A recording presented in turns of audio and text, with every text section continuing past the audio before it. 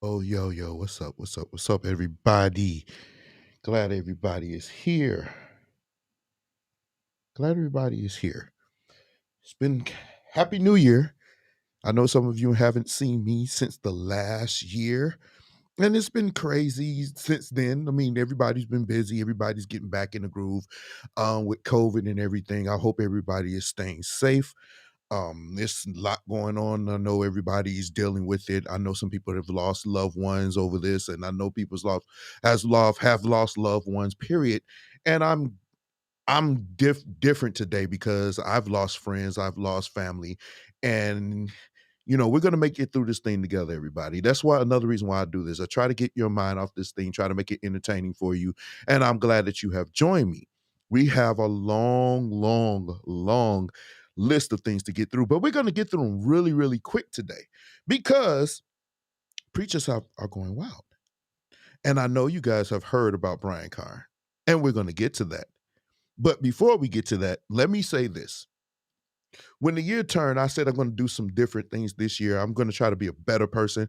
I'm going to try to elevate my game in other ways. I think it's good to take on different things and expand your horizons and make sure that you are becoming the best person you can be. So when you do pass on, you can say, "Hey, I did that," or somebody can say that. Not you're not going to say it, but people are going to say, "He did this. He did this. He's very successful. He made an impact." I think that's what you really want to do. You want to make an impact on this life. So when you pass on and your children or whoever can look and say they made an impact. Don't just live every day just to exist. Try to do something better every day. I don't know why I want to say that, but I am saying that. But without further ado, let's get this thing going. We got a long show. I'm doing a little Leroy Green thing today. I got my new thing going on. We got a long show today, but we're going to get through it. First things first, preachers going wild. Let me get my scroll going. Brian Carn. He just can't seem to stay off the radar, ladies and gentlemen. Every day, he's doing something. Hey, Nicola, every day he's doing something. Every week, it seems like somebody's got a video on him. But to this week, somebody sent me this video and it was like, I was getting tagged in it. And I said, okay, I'm going to check it out. And when I checked it out, I saw something that was crazy, but it's not out of the ordinary. You're going to see what I'm talking about. Sooner or later, sooner, it's turning my favor. Play. It's turning around for me. Let's watch sooner or later, sooner, it's turning my favor. Play. It's turning around for me. Okay. So I'm gonna leave it to you. When you first saw this? I know some of you have seen it, but if this is your first time seeing it, what's your thoughts on it? I'll give you a second to just tell me what's your thoughts on this when you're first seeing this. I'll give you a second.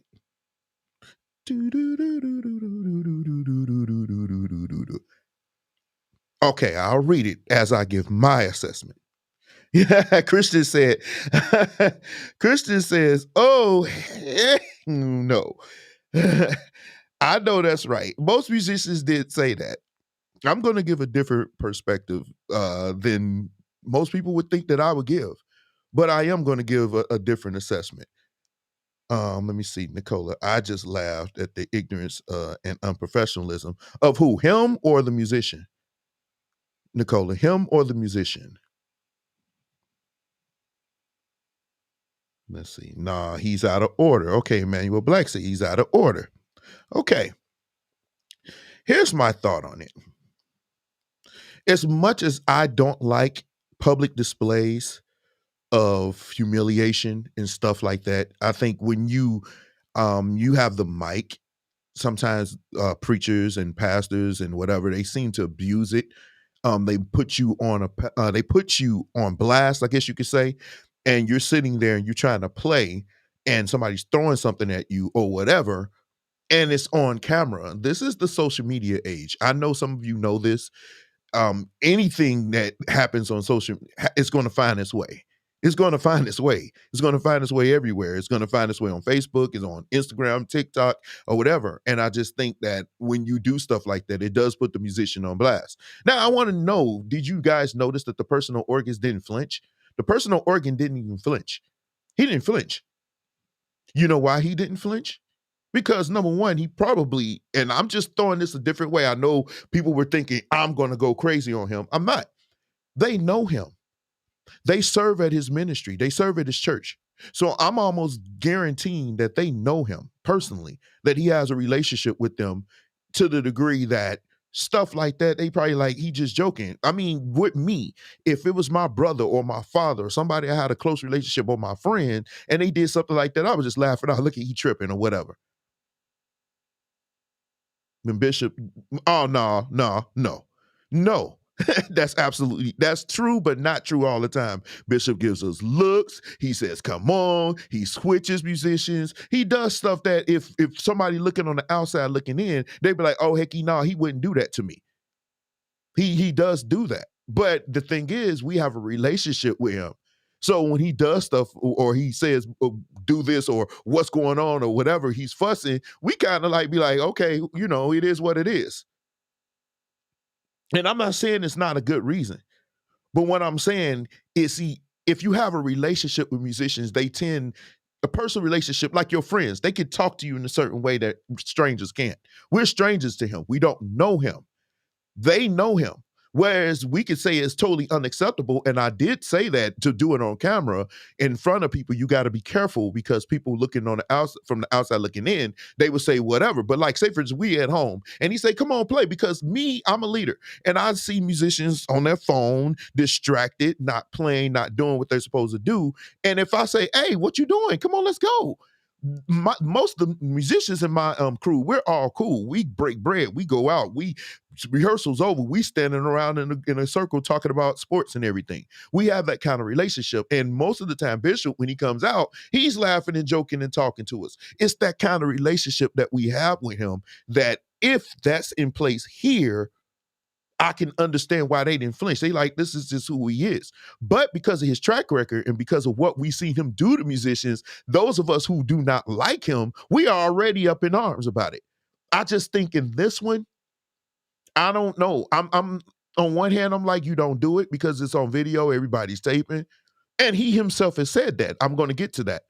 But I just think in this regard, if you are cool with that person and that person, y'all have a relationship, it's a little bit more you can get away with.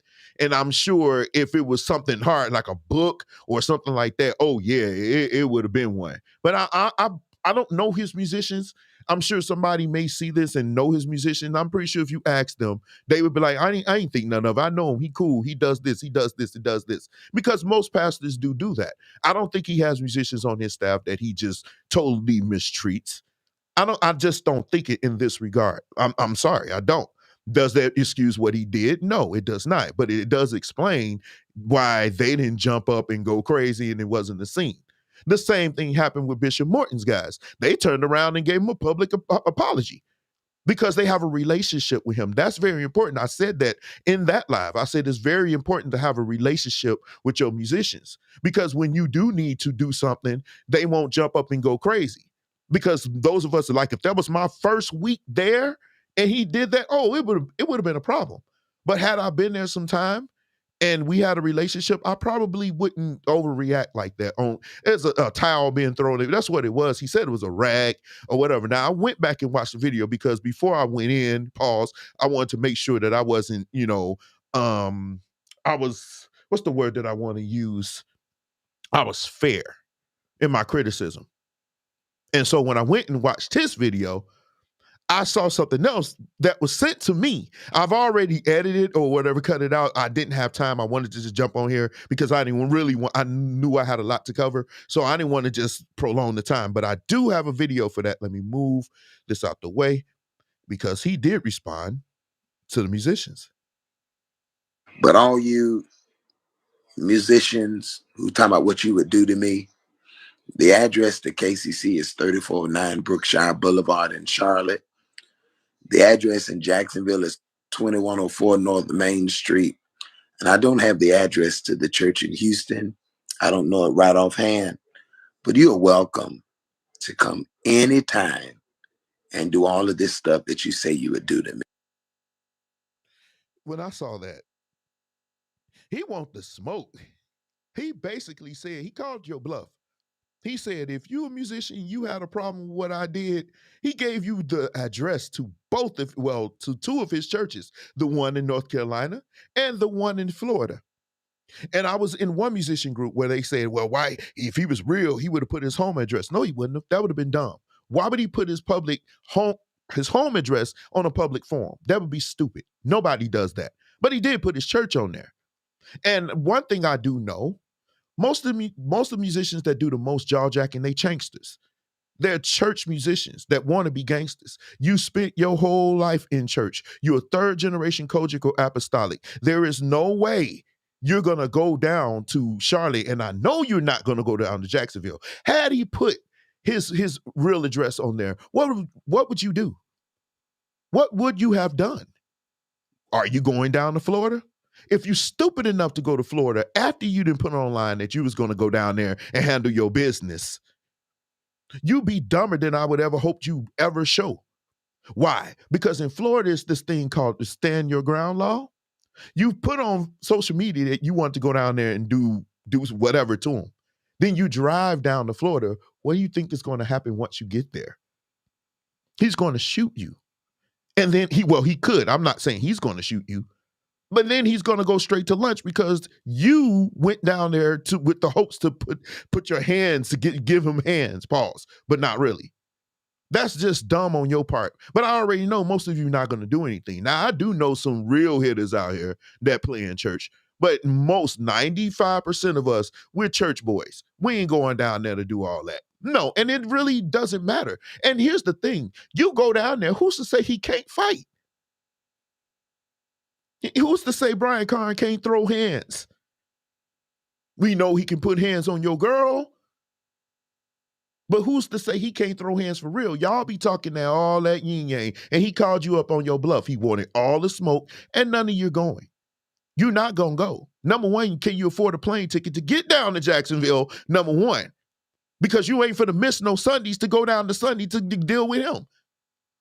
So we know that's not happening. So when you say, oh, I'm going to get him, he wouldn't have did that to me. Yes, he would have. He would have done that to most of you. Why? Because he's not stupid enough to do that to somebody he does not know. These are guys that I'm sure know him, that I'm sure that I would bet my check on to have a relationship with him outside of church. And if it's just church, I'm sure it's one of respect. And if he threw that at him, I would say, and he has said, he needs to watch what he does. You do. Because people are watching you and people don't like you. So you cannot give them ammunition to further prove their point about you. So what I saw was a man throw something at a musician who was probably distracted and doing his own thing. He was like, play. Now, should he have thrown it? No.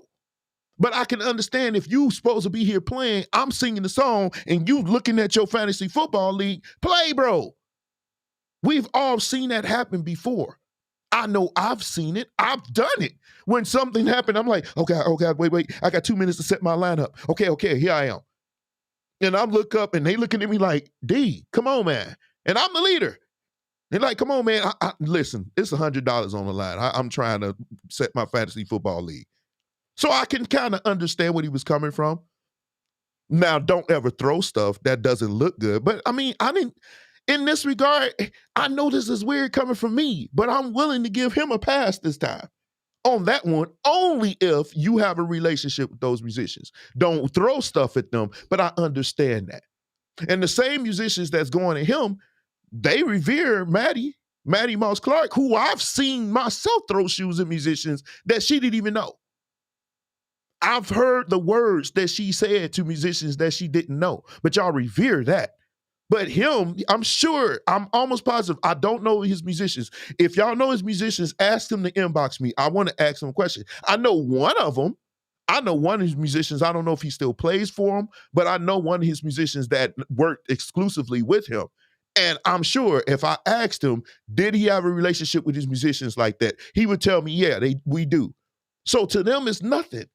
If you come and play at the church I serve at, a musician coming off the street and Bishop could like, come on, let's go. And you don't know what he's talking about, that could be real frustrating. But those of us who are there, we look at the way he look at us and his frustration, like, come on, what y'all doing over there? It doesn't look the same to us because we have a relationship. That's all I'm saying. The relationship is important in that regard. Y'all tell me what you think in this. Am I right? I mean, he from Shy. He might have hands. If he from Shy, he probably got hands and guns. They don't play, especially out west. I don't even go out west to eat. Only time I go to out west is for church, and they have you parked way down the street, and I usually come in with, yeah, my hitter. So I don't know. Tell me what you think on that. Tell me what you think real quick before I move on. Am I on to something? Relationship is important. If relationship, just type relationship. That's what I want. That's the most important thing. If it's a relationship there, then yeah, I can see, that not being an issue.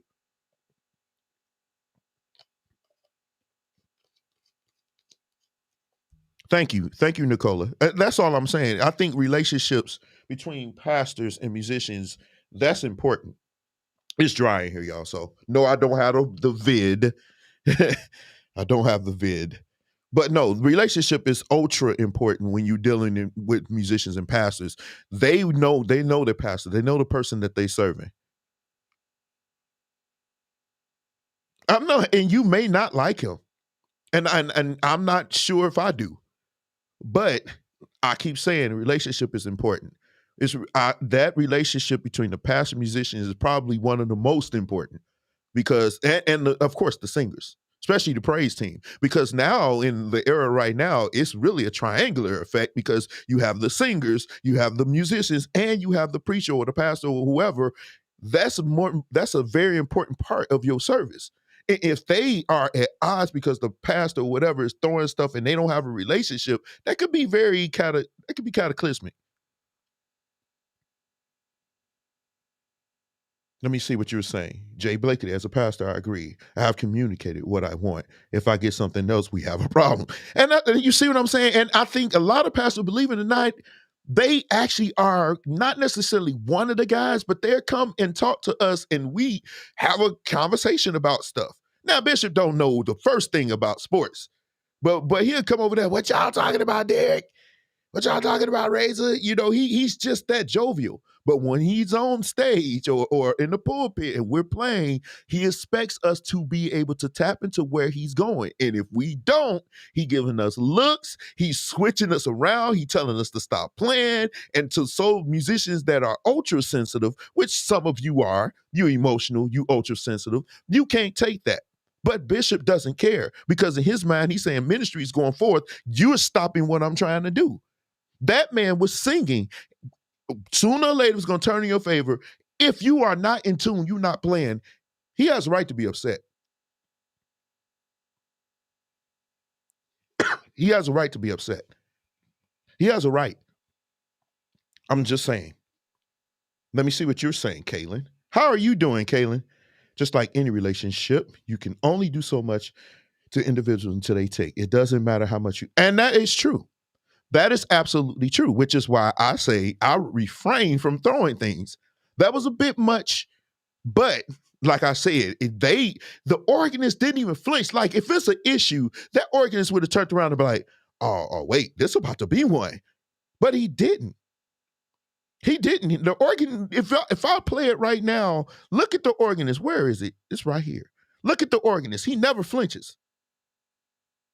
Hold on. Sooner or later, sooner, it's turning my favor. Play. Well, actually, he did turn. He did turn around, but he didn't flinch. He was not like, "Ooh, this going to be a problem." He just kept playing, which would mostly happen. Now, I don't know what happened after this. Maybe one of the musicians could tell me. I would love to have, when we have these situations, maybe my reach will increase where I can have them do the Larry Reed and have him come on here and tell us his side of the story. That will happen one day. Let's just speak that into existence. Abiyashando. Okay. But yeah, that's what happened. So I think the people who sent and tagged me for that, tagged me with this video, it was very interesting. Um, Again, it brings to light what we go through in church. People who are watching this and not necessarily in church, it's better for me to explain this to you because we do need to stop doing this kind of stuff because somebody coming in from the streets, they are gonna look at this a little different. We do. And he did apologize. And for the other video I showed last week, he apologized to her.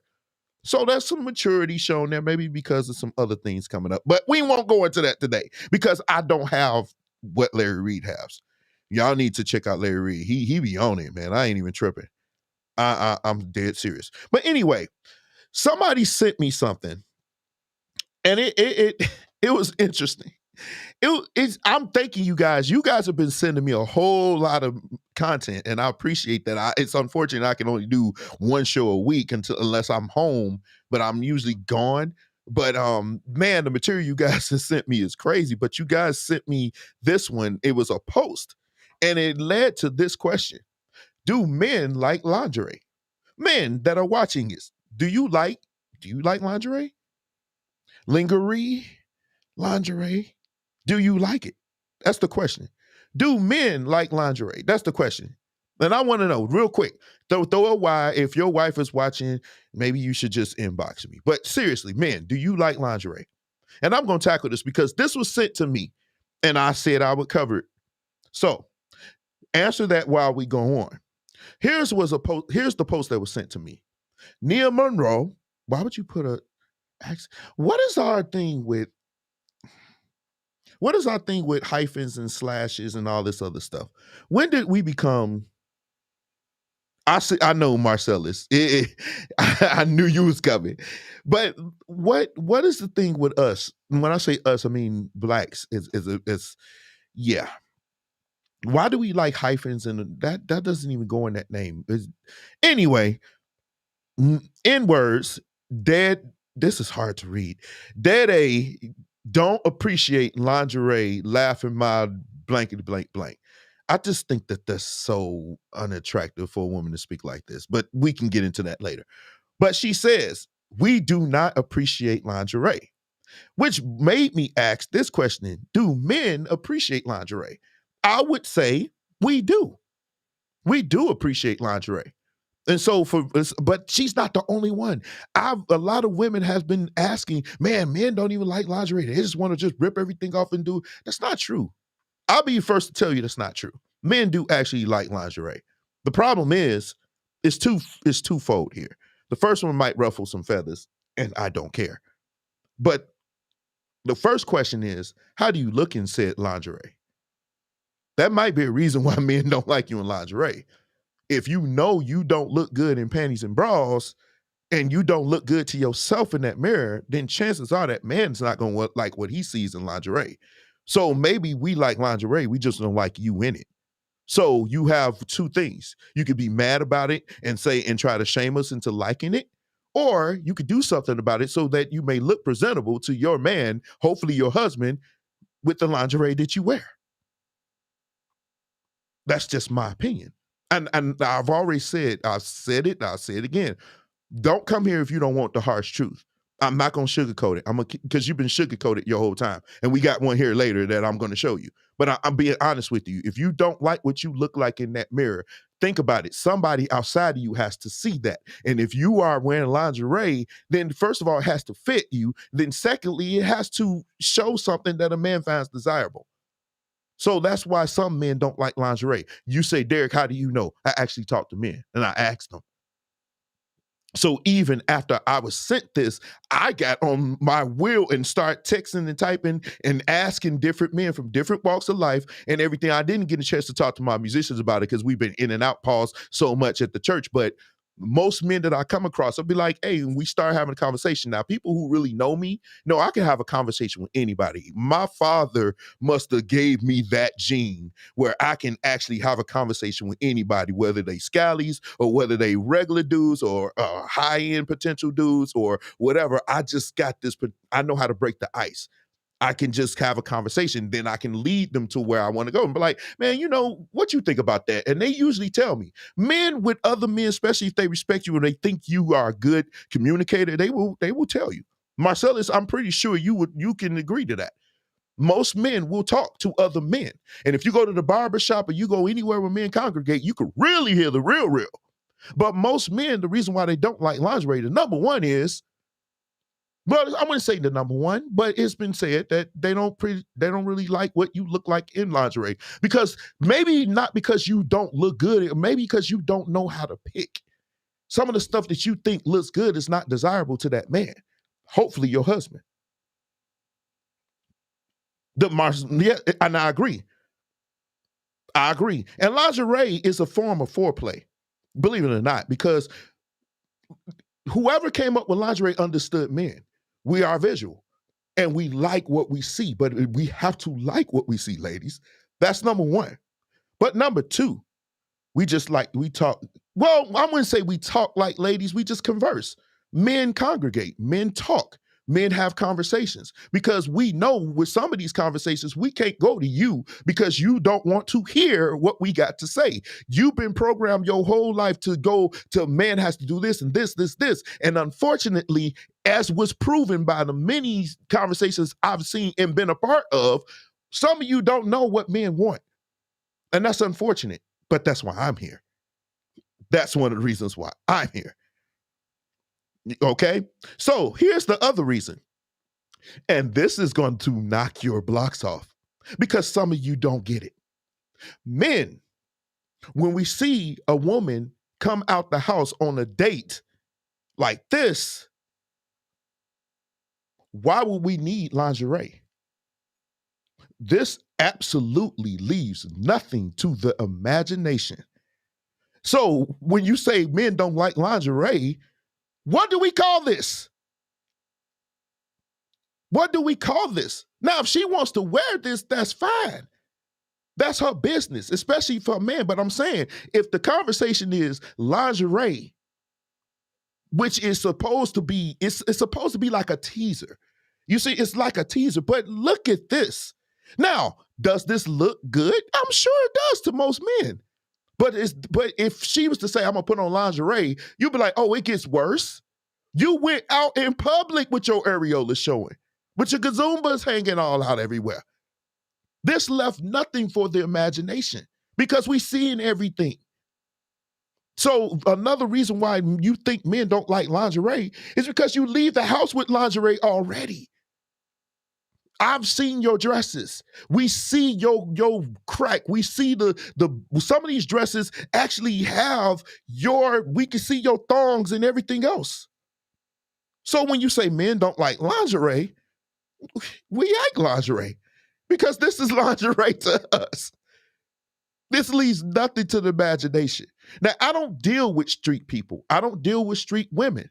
I grew up in church. This is what I know. I know church women. I know, and y'all can say, well, your mind is closed off. I mean, you can say that, but this is who I've been around. And what are you saying, D? I was taught that women are supposed to dress modest dress, not having your breasts all out. So to my mom and the generation before her, this would be totally unacceptable and not ladylike. But it's acceptable in this era. I understand that. But why would we need to buy lingerie if we could just buy dresses like this off the rack? Does that make sense? Does that make sense? Now, does she look good in this? I mean, yep, in Temple Hose, you right. But does she look good? Most men would be like, yes. But if she was to say, I got lingerie, the point is, we like lingerie, but this looks like lingerie to me outside. So it's not that we don't like lingerie. You've already come out with lingerie. I know.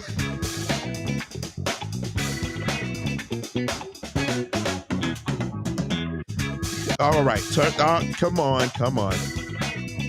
All right, anyway. Yeah, so her lingerie that's lingerie to me. And then when you get on Facebook and you ask us, do we like lingerie? And this is your profile pic. Why do we need lingerie? That's what I'm saying, ladies. Before ladies like that get online and make crazy generalizations, you need to take a step back. Man, I'm no way saying that these women look horrible.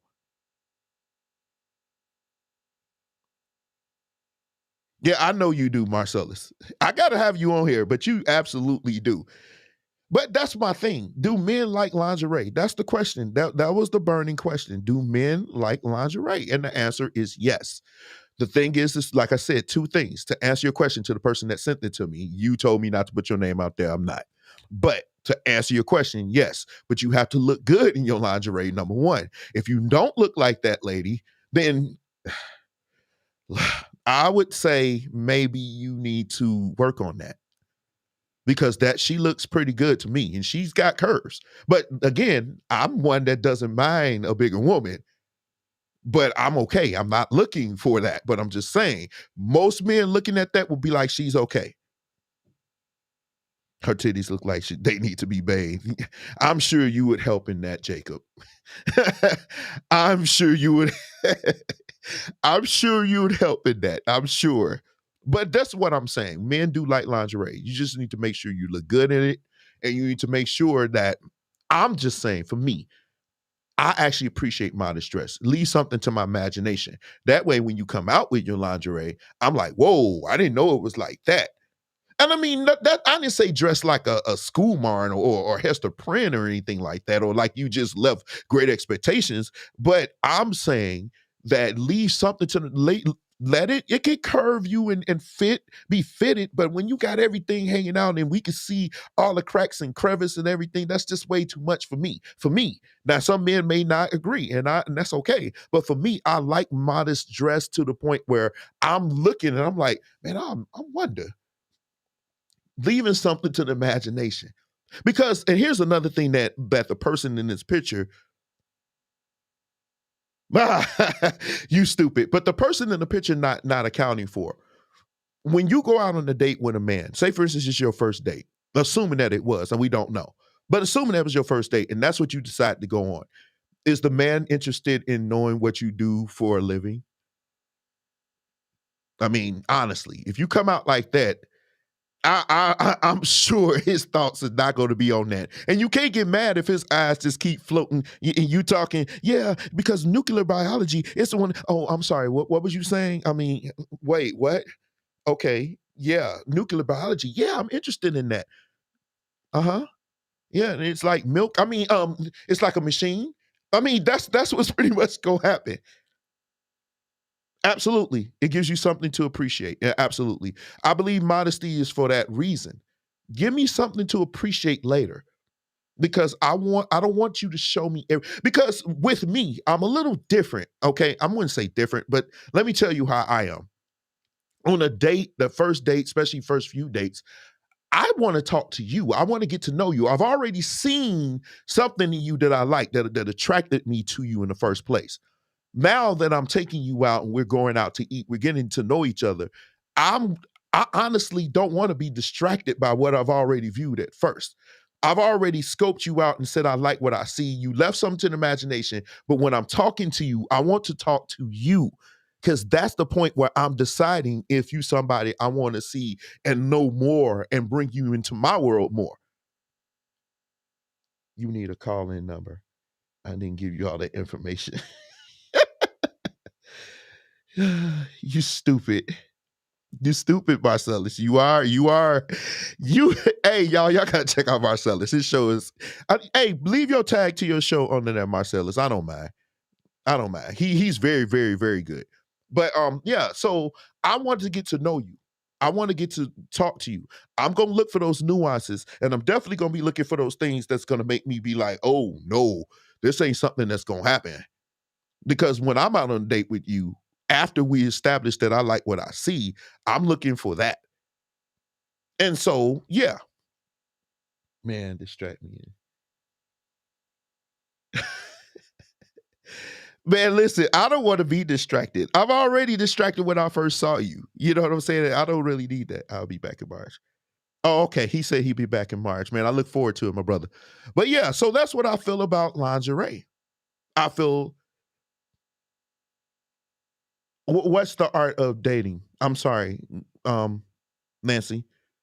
Being able to talk and discuss. I mean, believe it or not, man, we gonna like what we see. And I say this all the time. It's becoming my thing. Every time you leave the house, you need to bring out the best version of yourself. Really. But after that, that's what the dating is for. For me, I can't speak for every man. Most men that I talk to, they agree. Some don't, but most of them agree that the dates is to get to know you, to see where you are, to see how. I look at dating a woman that I've already been attracted to. It's like a puzzle. I want to see where you fit with me in this. You just see if we bumping heads. I want to see if we mesh, if we come together. Well, yeah. Oh no, I love to have conversations. I love an intelligent woman. I love an intelligent woman. A woman that can captivate my mind. I mean, some people think I'm smart. I don't think I'm that smart. That's a little modest, but it is what it is. But a woman that can talk like any conversation, like I could talk about science, I could talk about medicine, I could talk about politics, I could talk about sports, I could talk about relationships. If she could keep up with me, I'm already impressed. But that's just me. I'm not necessarily, I love what I see. I'm a man. But more so than that, after that, I want to know if I can get along with you. Because 20 minutes after that's over, I may not like you. And the woman that I'm marrying, no, I need to like you beyond that because I may not. This is gonna sound crazy, and I usually don't bring my personal self in this, but me personally, if I come home from work and my wife and we having a good in-depth conversation that's deep, I'm already ready to go into the other room. Let's go. I'm ready. Let's do this because you didn't got me. But that's just me. Some yeah, I think I am, and I know a lot of men that are, and those men are usually pretty successful and they're very very charming, which is yeah, we're gonna talk about that in another show. That's a double edged sword. Intelligence, it is. It's very for me. I love it. I love ambition on a woman. I like go getters. I like intelligence, but and I don't like closed minded women. Even though I'm in church and I believe in God and I follow Christ, there are some aspects that I question. There's some things in the Bible that I dissect. There's some things in church that I may not agree with. Can you keep? But the thing is, we can have a great conversation even if we have opposing views, but our minds will connect in a way that is just mind blowing. And if for me, I'm telling you, it's going to be like the Rock of Gibraltar. I'm going to be like, let's go to the other room. This game is over. Seriously, I'm just saying. That's just how I am. That's just how I am. But yeah, that lingerie thing is whew, that's the thing. But more importantly than lingerie, fellas, we gotta find something to do about these panda bears. They are out of control. Every time you see a post where a man is trying to hold a woman accountable, or he's saying something about a woman, there's always one. So this post was sent to me, and it was actually sent to me by a woman, which is weird. But the woman that sent it to me, she was like, "You got to check this out. The panda bears are in full effect, but this panda bear definitely wins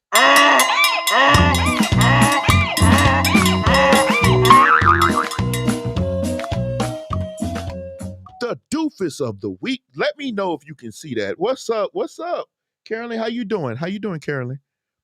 So this name, I can't even pronounce that last name. I don't know where it's from. I'm not for to look it up. It's just not that important to me. But his first name is Taylor, right? He says a woman can technically only produce one child per 9 months. That's true. Whereas, well, yeah, that's true. Whereas a man, in theory, can get a different women, it's a different woman. Oh God, pregnant every day for 9 months. Actually, he can get her pregnant every day. A man can realistically impregnate a lot of women in a day, actually. When the Bible says be fruitful and multiply, he wasn't talking to Eve. He was talking to Adam. I don't know if people know that. He was talking to Adam. That's why Adam men can produce billions of sperm in a week. That's true. Wouldn't it then make more sense for the importance and responsibility towards birth control be placed on men in terms of unwanted pregnancies, overpopulation, and the number of children born into poverty? No. No, it doesn't. And I'm going to tell you why when we finish. You always hear that a woman should keep her legs closed. And if she can't raise a child, how come you never hear men being told to keep their pants, their zippers zipped, seeing as how men can produce way more children in listen, let me move my scroller. Substantially shorter amount of time, substantially. I hate these words with these L's, I always mess them up. Nevertheless, tongue tied and all, we're going to finish this. Check this out, Taylor. Number one, your first point. A woman can only produce a child once, twice if she gives birth in January, right? Women, I always tell women, your most valuable thing to a man, especially a man with a whole lot of resources, is your womb, access to your body and your seed. I always say that. I've been saying it for a while now. That's why I say a woman you should probably think twice about being promiscuous out here, because the most valuable thing you got to offer to the man that you possibly want is your womb. And if you corrupt that, why would he want you? But that's besides the point. Wouldn't it make more sense, whatever, to put everything on the man? No, it wouldn't. Why? Because men only have two forms of birth control that everybody knows about. One of them most men are not doing. We're not getting vasectomies. The other one is condoms. I'm sure there are other things, but they're not popular like condoms and vasectomies, right? But when you look at a woman, she has plethoras of birth control. Why would you put all the responsibility on a man when she has more forms of birth control? And even after she gets pregnant, she can then turn around and have the plan B when if you take it 12 hours after you have unprotected sex, in between 12 hours, it's 95% effective. Or she can have an abortion. Now, that's a touchy one for some of us, especially those in church. Me personally, I don't agree with abortions, but I respect a woman's right to choose. I'm not going to tell her what to do with her body. But I think it's unfair in regards to that, because you can want the baby, she can still kill it and nothing you can do, but still it's her body. I understand that. Most of us not going to do that. But even after you had a baby, the man said, I didn't want to have that to do with you. Right then and there, you give the baby up for adoption, but y'all don't choose to do that. So why would you put the responsibility on the men and men alone? I think that that's unfair. If anything, it should be on both of us, because we both decided to have unprotected sex. No, you're not hearing people tell women to keep their legs crossed. That's what mama and grandmama used to do. They're not saying anything anymore. But you do hear men being told, oh, if you didn't want to have a baby with her, you shouldn't have sex with her. Because even today, I was sent this story where I don't know how true it was. I didn't substantiate, but apparently Drake had sexual encounter with a woman and put hot sauce in the condom. Right? So he said it kills the sperm. I don't know. I don't know about all that. I mean, look this up, somebody, real quick. Could put hot sauce on sperm kill it? I'm not sure about all that. I'm not sure about that, but he did. Apparently, the woman went and found the condom, examined it, and put the open side of it, put it in her vagina, and it burned her up. Now she wants to sue Drake. I kid you not. This is actual story that was sent to me. I haven't substantiated it, but yeah, it's an actual story that's floating around. So in that regard, he did what he needed to do. She still got pregnant. And if she did get pregnant, he would be on the hook for that baby. This dude was a panda bear because clearly this is catering to what they want to hear, instead of the true fact that a man's sperm is nowhere near as valuable as a woman's egg. Why? Because a man has an infinite number of sperm. An 80-year-old man, as long as he can get the rock up, can have a baby. How many 80-year-old women you know out here having children? How many? So when he said that, I'm like, dude, why would you turn around and try to put all, I hate when they do that. Don't put all the responsibility on a man. Really, I'm going to get to that later. So this was the doofus of the day, but he wasn't even the dumbest I seen, though. He's the doofus of the day. It's on Google. So that actually works. You can actually put hot sauce on. Oh, Jesus. I hope my best friend ain't seeing this. My best friend, Lauren, please don't. Lauren, if you seeing this, do not send me no text messages. Don't do it, because it's going to be on and popping. But check this out. I want y'all to check out this video.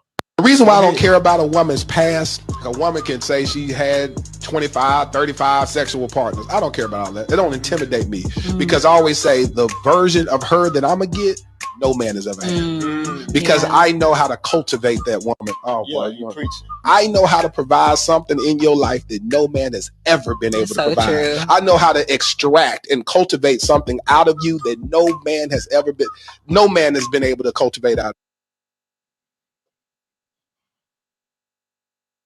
Y'all see what I'm talking about?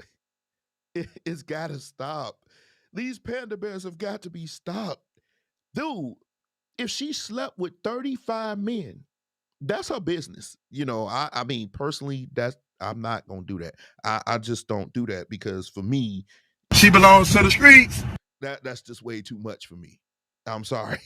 You got that many people in there. That's way too much. And most men with purpose, they're not high value. I hate that term. Men with purpose. That's man that's working, doing what he needs to do, and everything else. They don't go for that.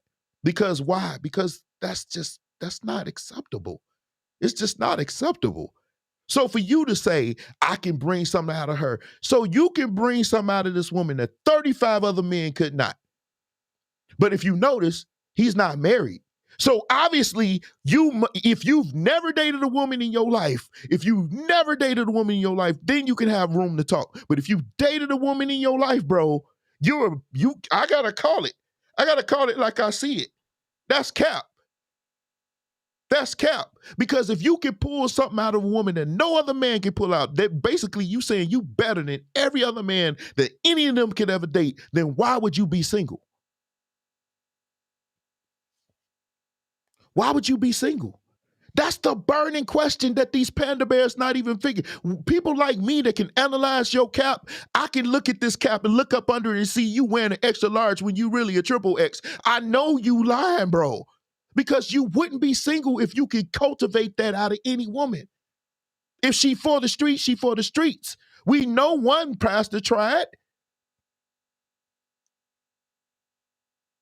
We know one pastor tried. I can't stand these capping dudes. They want to get clicks. They want to sell books. They want to do all this junk. Really, that's a cap of all caps.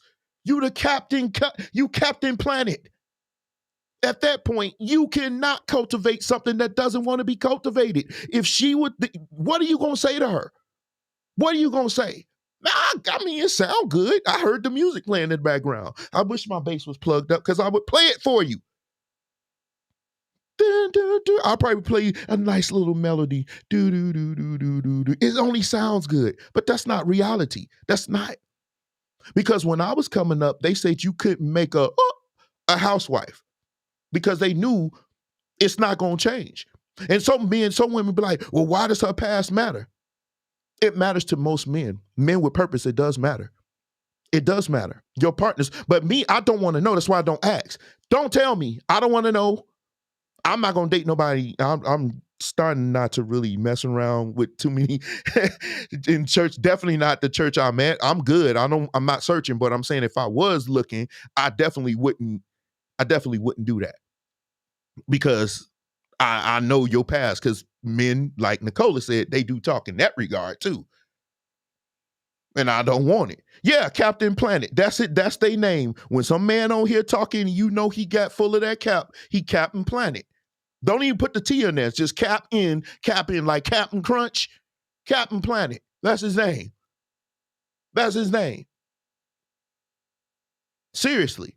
Because the thing is, he's saying he can cultivate her, and all the women in the crowd, all the women in the audience, oh my God, ooh, they were ready to do that. And I'm sitting up here looking like, dude, what? Are you serious? But you single. I didn't see no rings on this man's finger. Did you? No. That's a cap. That's a cap. So these are two panda bears, dude. They out here. Fellas, they out here. We need to start calling them out. Stop pandering. You lying. It's not going to increase your chances to get none, bro. It's not. These women, they going to take your words and say, oh, yeah, and they still not going to give you no play. That's the real version. That's what simp really is. It's a man that does all this pandering, and they still don't get no play. He had all the women clapping. He still went home alone. Captain Planet. You still went home alone. because you're telling them what they want to hear and not what they should hear. It does matter to men with purpose. Scallies, it don't matter. Scallywags, it don't matter.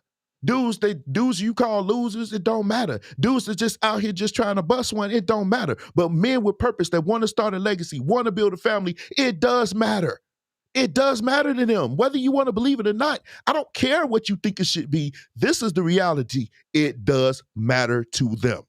So every time you lay down with a dude that you don't think is your husband, think about that. That's adding less, that's depreciating your value. It really, really is. And the thing is, because y'all, some of you, not all of you, not most, but some of you, you make the error of dealing with the same dudes in the same circle. You in the same circle, like they don't talk to each other. And then you wonder why you still running around, being passed like a taco at Burger King. And you wonder what's going on. Why I can't get one to lock in? Because they're never going to lock into you because they don't see you nothing else but a joint. Hit that, bro. Hit that, bro. They passing you around. And that's what you've been delegated to because you failed to see the value in what you have to offer.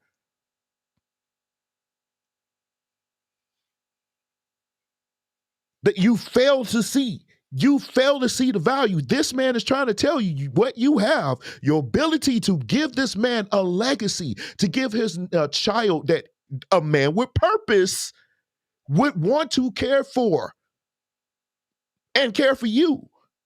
But you don't want that. You keep giving yourself to these dudes and you just don't know. The men with purpose looking like, I don't want that. I don't want that. Now, some of them may make an error and sleep with you, but that's not what you want. That's not the end game. If that's your end game, then have fun. Then, we gonna have fun with that. If that's your end game. But if your end game is a good union, a stable relationship with healthy children by the same man, then maybe you shouldn't be doing that. That's just my opinion. Y'all can tell me if I'm wrong. I don't think I am in this regard.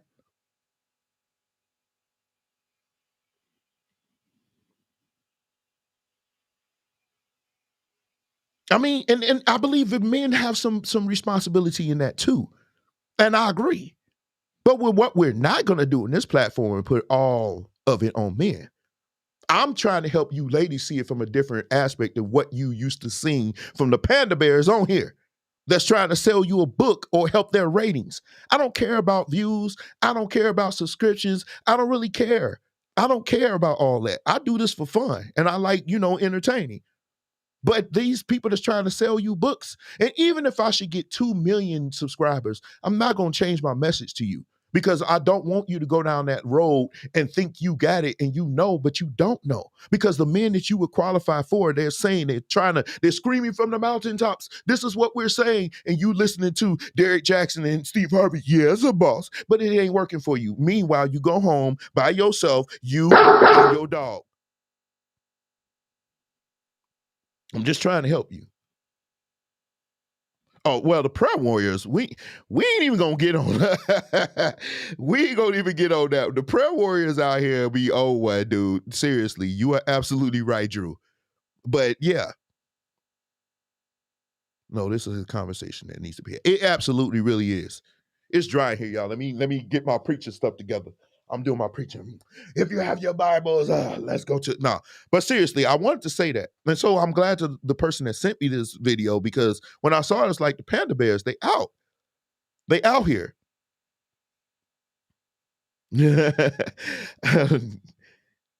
But listen, let me go on. Now check this out. Those of you who follow me on Facebook, y'all know I post stuff and everything. So I posted a picture that was sent to me. This picture was sent to my inbox. And I was going to go live Saturday, but I got caught up. And then yesterday I have 3 services. That's why I'm here now. But I saw this picture was sent to me and I posted it. Let me see if y'all remember this picture. Y'all remember this picture? Those of you follow me on Facebook, y'all seen this picture, right? This looks like some profane proclivities. Seriously, right here. This is not something that If I woke up in a horror movie, I would choose Jason Voorhees tag teaming Michael Myers with Freddy Krueger being a referee than to wake up in this room with them. I'm serious. That remind me to never see you nothing. How do I as a young man become more attractive to young women? I don't know. I haven't seen you. How do you become more attractive? What kind of woman are you looking for? I mean, I guess that's what most men, we know what our wheelhouse is. I mean, you got to be realistic about what you can pull. You know, what did your last girlfriends look like? What kind of woman do you normally go for? What kind of women normally give you attention? That's pretty much your wheelhouse. Now, you could get another woman that's on another wheelhouse. How much do you make? Seriously, how much do you make? How impactful are you in the community? Do you have a name? Do you have a reputable name? I mean, all that matters, bro, for the woman that you're trying to get. And to some women, how you look matters, especially if you don't got much money.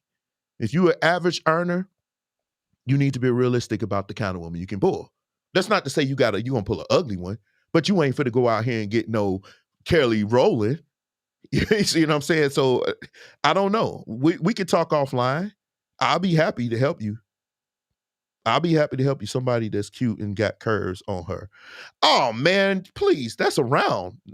That's around. I mean, we'll talk offline. I mean, I want to know what if you got money, if you make a decent amount of money, you can pull those. Maybe it's where you live. It could be where you live. That plays a part of it. If you live somewhere where ain't a whole lot of women, like you live in New York, then there's no excuse. If you live in one of those big cities, Atlanta, LA, Houston, Dallas, but if you live in some urban, suburban city, I don't know. Your options ain't there.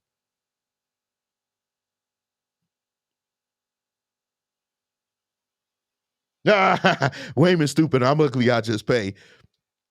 And that's true. He needs to talk to some women. You need to talk to some women you're close to. Wide open conversation for some tips. To get you some female friends. I have a couple of them. And contrary to Steve Harvey, I'm not trying to sleep with either of them. You know, I'm just not. That's not true. I have female friends and I don't want nothing from them but their advice. That's true. I can tell you what a woman looks for, but I can't tell you 100%. You need to get a woman. I think women need to talk to men and when men need to talk to women. Get you some if you have any adult moms that's not out of touch of, current events and current state of events, then that's a good conversation you can have with your mother or your aunts or your sisters or your cousins. Have a good conversation with them. But I'm gonna tell you right now, need to get some bread, bro, out here. Seriously, because the more prettier they are, the more money a lot of them, not all, but a lot of them gonna want. That's just me being honest with you. Susan said she'd give you some tips. Susan said she'd give you some tips, bro. There's some women in here ready to help you. I see some women tolerate dude for not having money. If he's yeah, of course. And then they're crying like a few weeks later when they pulling the load for him and he's sleeping with all her friends too. Yeah. I mean, don't be that. I mean, yeah, that's true. That happens a lot. The women with money will care for a Madden King. He's sitting on the couch playing football and online and not doing anything. I don't think you that person though. I mean, I think you'd be okay, but I just think most men are realistic about what we trying to pull. I ain't going for Beyonce, but you can get you a nice one where you are.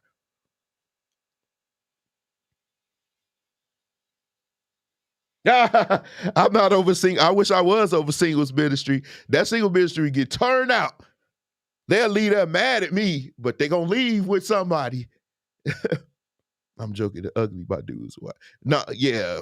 Well, we seen your wife, Wayman. We don't need to go into that. But anyway, I left a post and I said, bet they all don't want a broke man.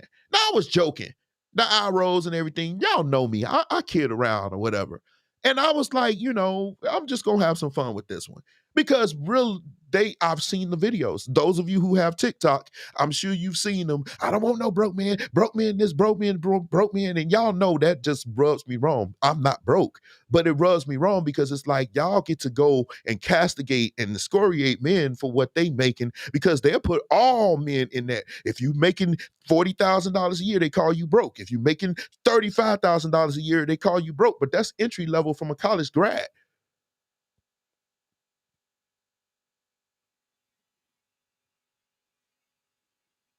You'll be okay. We'll talk, Drew. You'll be okay. Definitely. You'll be okay. We'll talk. But no. So I was talking about these women that even in this picture, it probably smell like bad intentions and bad decisions, like my friend Russell would say. That's so funny. Bad decisions. Does bad decisions have a smell?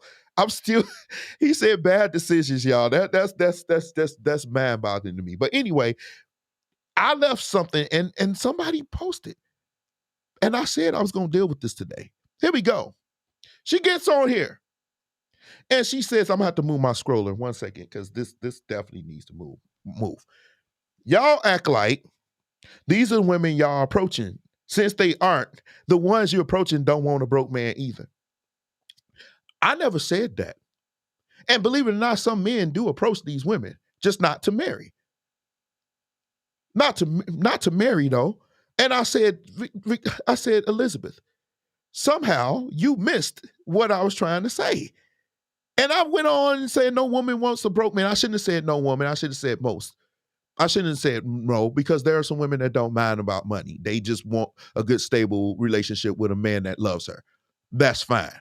So I shouldn't have said no. I don't like to do that. That's my fault. But I should have said most. Most women are hypergamous, though.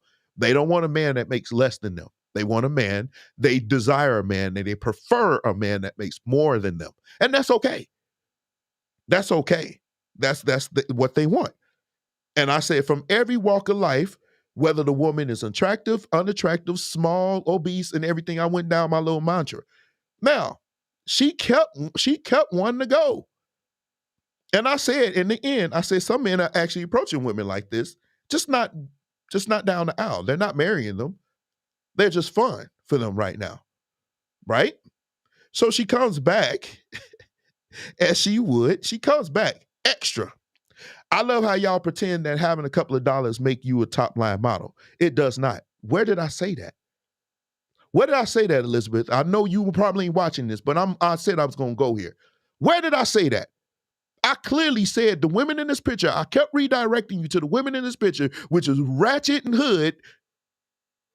And just because we never said we top, women usually don't care about all of that when they looking for a man with money. Flavor Flav had a whole house full of women wanting him. Do you think they wanted him because he was cute? No, he had money. Most dudes I know out here that got a lot of money, whether they broke, fat with a kickstand in their leg, they still getting all the good looking women. Why? Because a woman, these women, especially now, they don't want to build. They don't want to build with you. You need to come in with it now. And so they'll put the blinders on and act like you not ugly and still be with you because you got the money. We know that's the way it is. We know that's the way it is. Don't act like it's not. Now, let's go the other way. How many unattractive women out here do you see with 5 men that's celebrity? I'll wait. When you look at their husband, like, woo, child, how'd she get him? You don't hear that a lot because that doesn't work. It doesn't work the other way around. Men like what they see. Now, there's some men out here that be like, man, I'll take one for the team for a PlayStation 5. But I'm not talking about sleeping with. I'm talking about marrying or being caught in public with that person. It usually does not happen. It doesn't.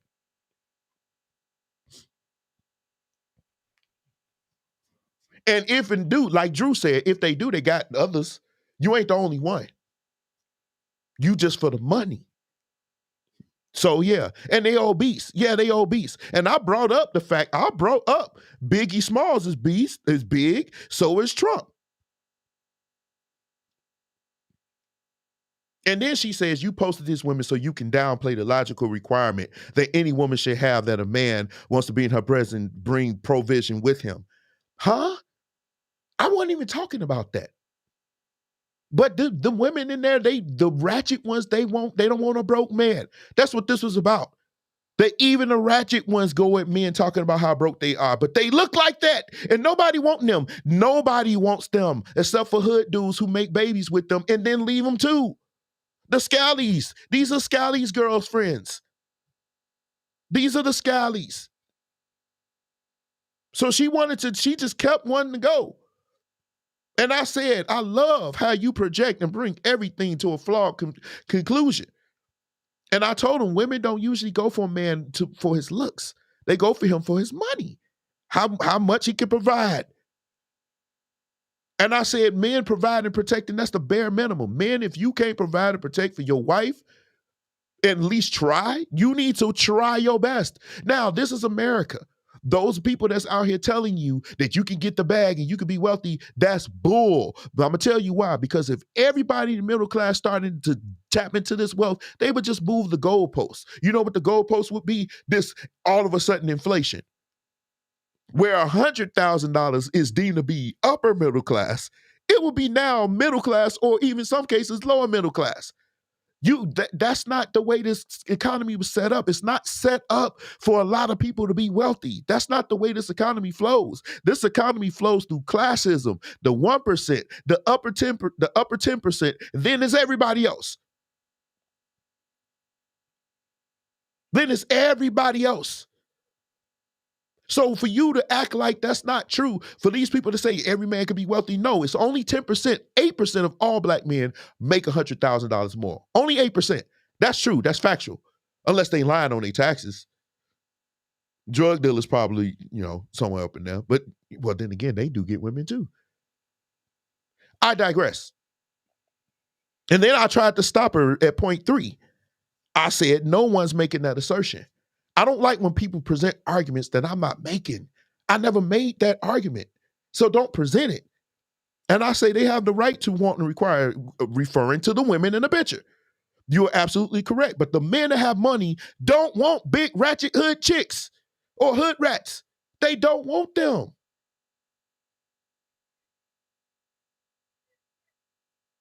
I don't understand why. It just seemed like to me she just wanted to argue. And when it went on, she responded.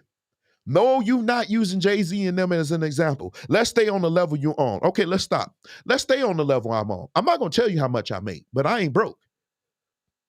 And even on my level, the men on my level don't want big hood rat chicks.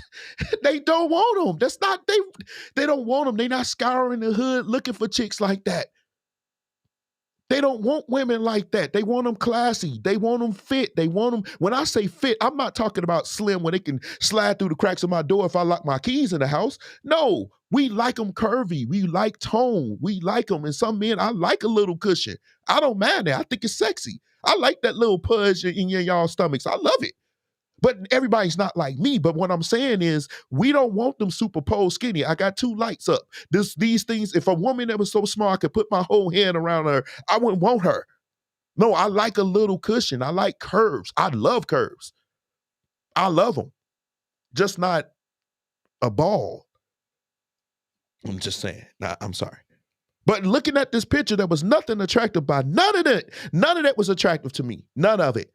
And it was the mindset, really, is that room smell like homemade sin.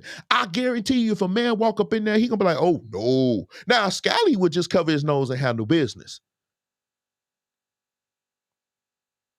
A Scally would go up in there and smash a light. And I saw the comments. It was some Scallies in there talking about, I smash. But if you notice, they saying, I smash. Or everything, I said this and I say it all the time. It's always something sexual. They're not saying, hey, I'm gonna make her an honest woman. I'm gonna pull her off the streets.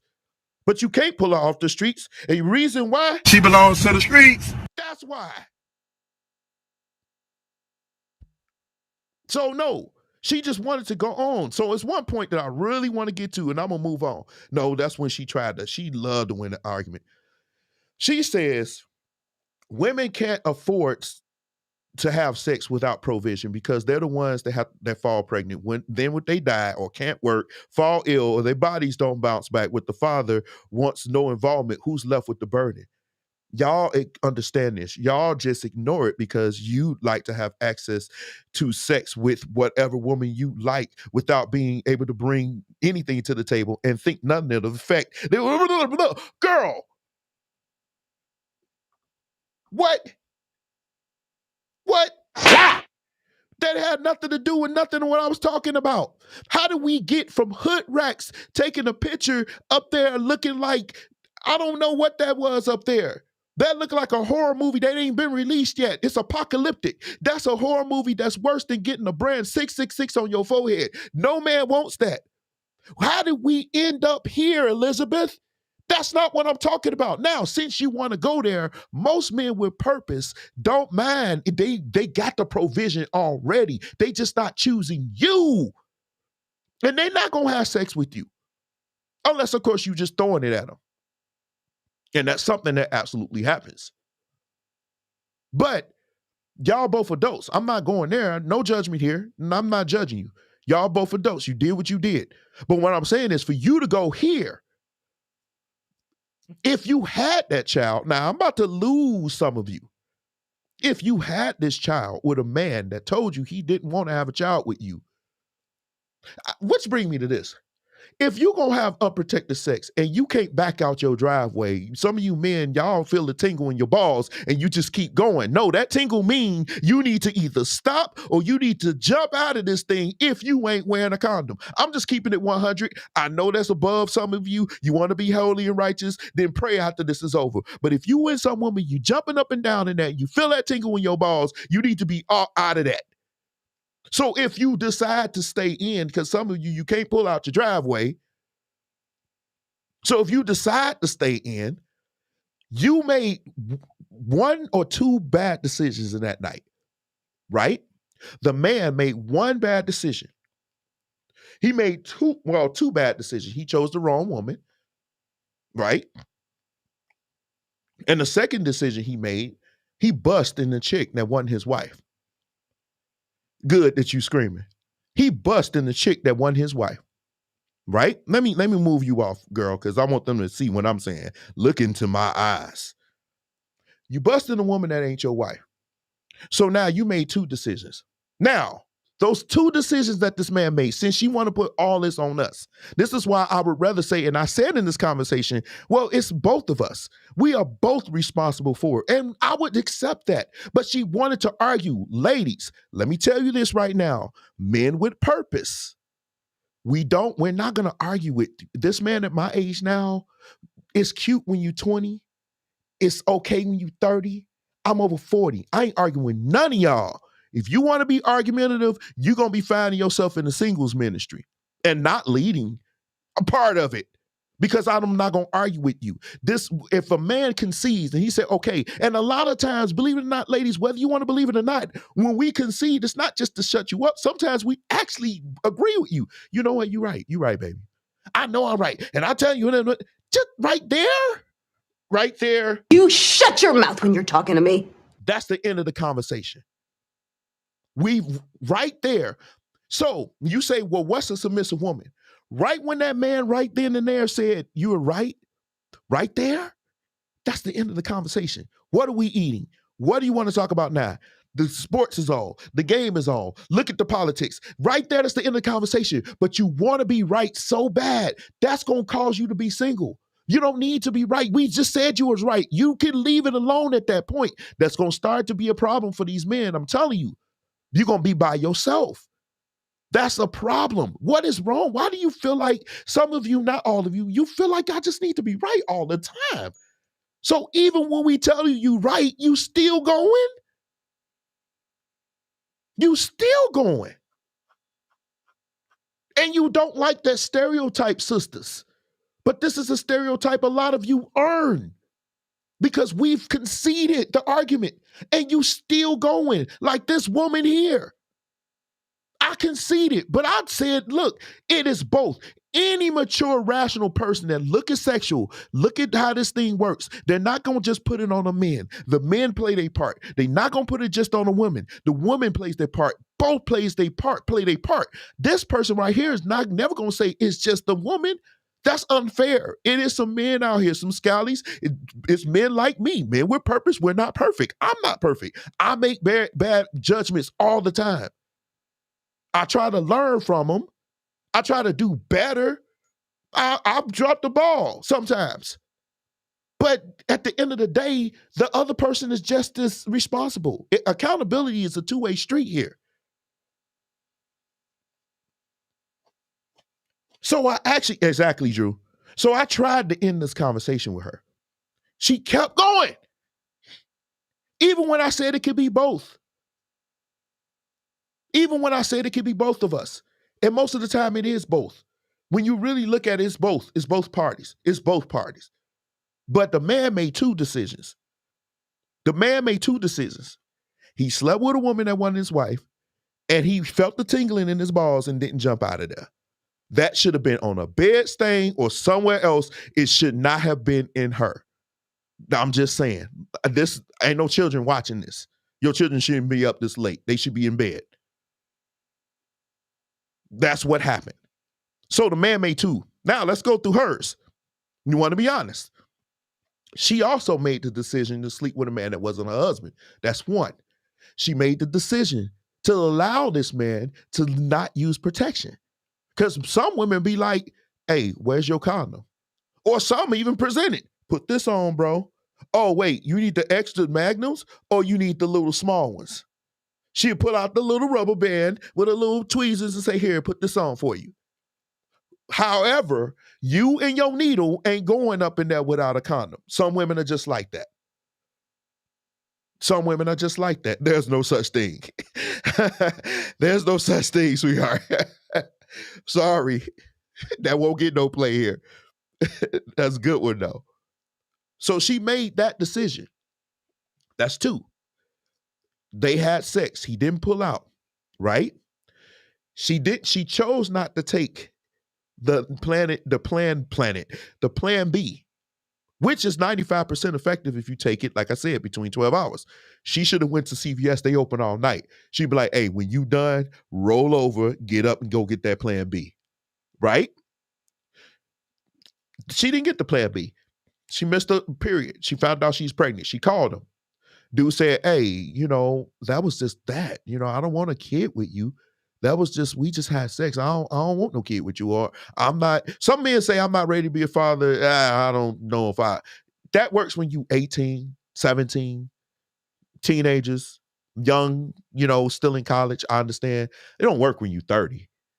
You ready to be a father once you pull, because by 30, you know your body. You know when you're about to climax. You know you ain't got a condom on. You definitely shouldn't have been rolling up in that and taking that risk. So no.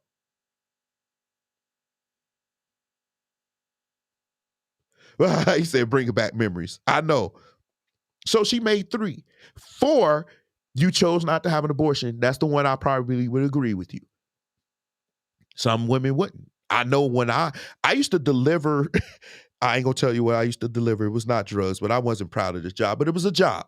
I used to deliver medical goods to different clients, right? And I used to drive your own car. They paid you a whack wage. This is the best that I could get at that time. I mean, I didn't have a college degree or anything. I was still struggling, trying to find myself as a musician. So I was taking any job. I sold vacuum cleaners. I did this job for a little bit. I think I did it for about a week. I couldn't take it. But in this job, I was delivering stuff to different medical centers. And one of the medical centers that I was delivering was to Planned Parenthood. When I went up in Planned Parenthood, I saw a lot of young teenage girls up in there that were pregnant because they were crying. But when they left that center, some of them walked out. Their mom was like, I heard one specifically say, it's for the best. I know exactly what that meant.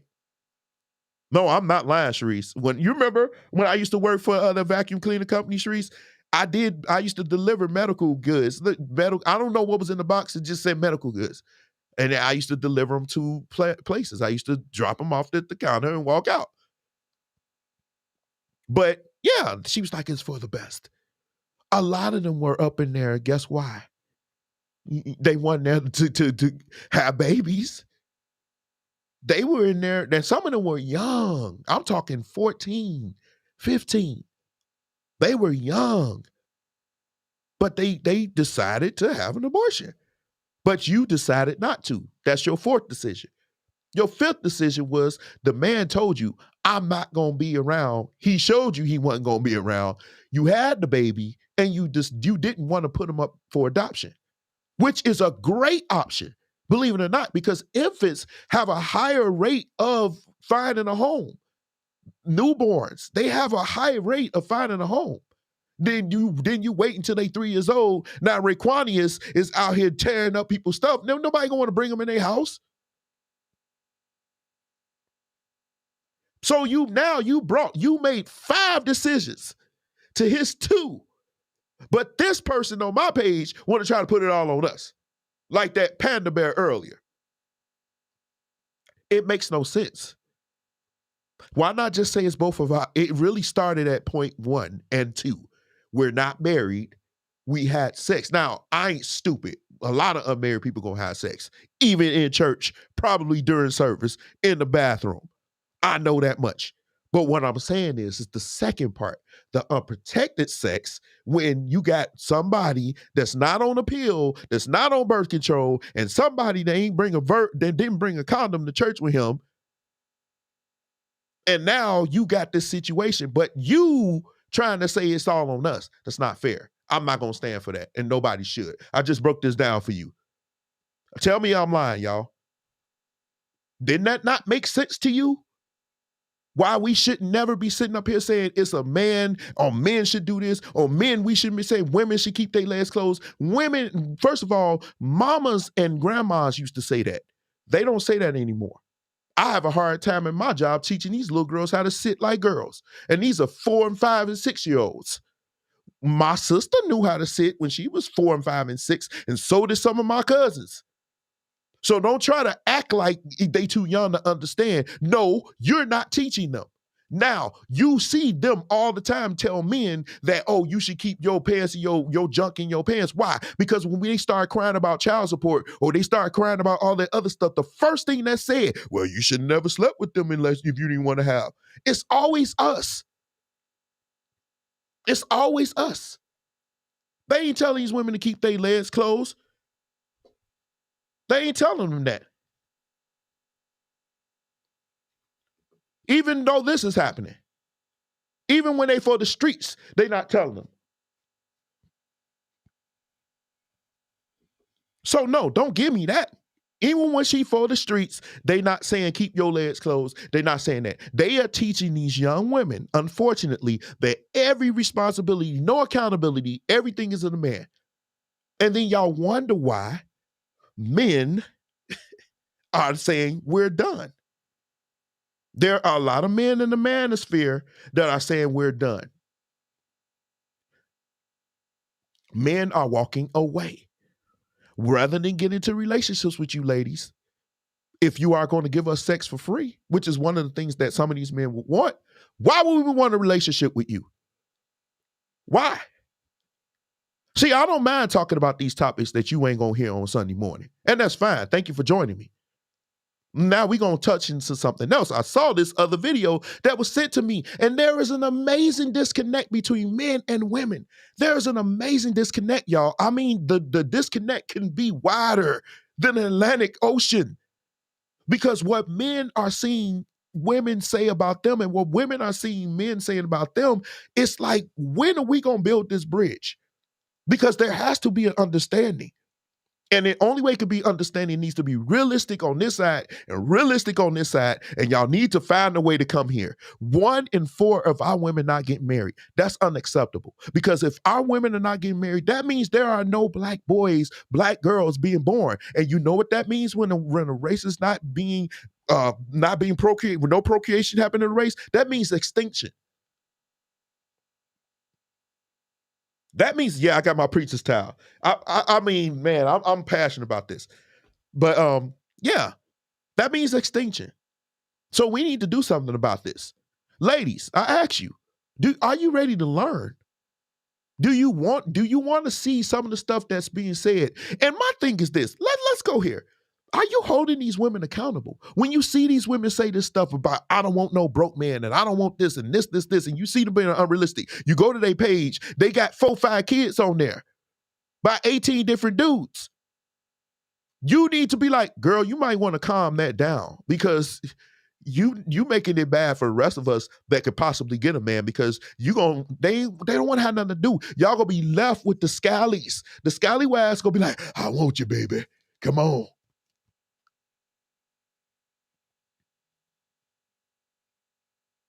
So I just don't understand this. But let's go. So I saw this video and it messed me up. I'm gonna make myself pause, small, move myself out the way. Look at this video, y'all. We're about to touch on some of the things that's being said. We're gonna touch on it and we're gonna run this thing real quick. And then we're gonna jump off of here. But I want y'all to really listen. Ladies, listen to what's being said and listen to me teach. And hopefully I can get Marcellus on here one time. I'm gonna have some other people on here. But I want y'all to hear and hear from a man perspective what we think about what's being said here. Okay, let's go. And if that means I'm single for another 2 years, then that's what it is. Because the person that is for me is going to take me right now at being a little over 300 pounds. Because then in the future, when I look at you, I can say you deserve me now at my best. Stop. Did y'all just hear what this woman just said? The man that gets her now needs to accept her at 300 pounds. So when he gets her, he can get her best. But I guarantee you, this is what I'm saying. This is one of the things men are saying. We don't have a problem with this, but we can't come to you unless we are 100%. Got our junk together, got our own car, got our own house, can provide, can do this, got good credit. Some of y'all even asking for credit scores on a date. Who raised you? This is America. Most of us ain't got good credit. A lot of us do now, but you get what I'm saying. She said, accept me at 300. Girl. And okay, Julian, that's funny, but y'all wild. Y'all wow. I didn't want to rip it to her. I'm not about to go there with her. I'm not about to rip, but what she's saying is unrealistic. Because I guarantee you, looking at her apartment, looking at her, she kind of like a little style, right? Which means the man that she probably would want, judging off of what we see here, would probably have to have some style. Sweetheart, you 300 pounds. You are being unrealistic. And you want this man to present himself to you to be his best, but accept you at your worst. This is what we're talking about. This is one of the things we're talking about, y'all. That's unacceptable. No, get yourself together. Then when you on the market, he will see you and he will be like, oh yeah, you good. Come on, girl. Come on. This is not what's up. I'm gonna move. Because that just ticked me off. Because this isn't my best. My best is yet to come. But you should earn and deserve me at my best. And that's the problem. A lot of people don't want to put the work into people that don't look like they're worth the work. Where am I? Lady, are you serious right now? Y'all seeing this? Y'all seen this firsthand? This is what I'm talking about, y'all. This is what I'm talking about. She said you don't want to put in the work. Girl, you are really speaking to yourself. You don't want to put in the work until after you met him. You want to wait until he meets you, and then you're going to put in the work. So we got to marry you on credit. We got to marry you on credit. Oh, hey, this the deal. Now, if a man was to come, now let's get radical. Let's get radical, y'all. If a man was to meet her and say, okay, you at your worst, then if you don't get at your best within a year's time, then I can pretty much sleep with any other woman that I find attractive. That's the deal. How do you think she would go for that? Do you think she'd be like, okay, that's the deal? Oh, would she be like, no, that's unacceptable. You being immature. Would she try to shame you? And I said this, that I was talking to Tammy earlier, and I asked her, I said, Tammy, and Tammy said, huh? I said, if you were, how would you feel if you had to shame a man into being with you? If you had to shame a man to be with you. And I asked a couple of people. I don't know if Tony is on here. I haven't spoken to her yet, but I'm going to ask Lauren. I'm going to ask Stephanie. I'm going to ask my female friends who ain't Tammy, but I'm going to ask them. How would you feel? Because that's basically what she's doing. She's trying to shame you into being with her. And that doesn't work. How does that make you feel when you feel you got to shame somebody to be with you? Because where you looking right now ain't up to par.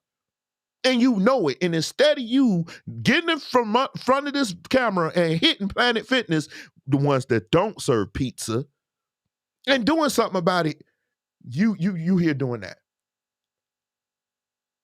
Nah, that's unacceptable, y'all. It's just unacceptable. Let's go. How much proof do you need? I'm curious, because I don't think that question has ever been asked. What are black women willing to do to save the black community? Nothing. Okay. Right. Has the question ever been posed to black women? I will say, I think in a roundabout way, yeah, it has, and I'm still doing. I still have my Facebook. I still get out within the community. Black women aren't willing to do anything, and I keep saying because they're able to get certain types of validation and they're able to make the money. I hear for what? Like, why would I? How much proof? Okay. Let me tackle that. I don't agree. I don't like generalizations. There are some black women out here that do care, and they're doing what they need to do. I mean, shout out to those of you who are actually, I see you.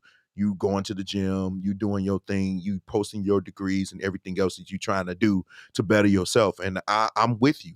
So I don't agree with that. I think black women as a whole are doing.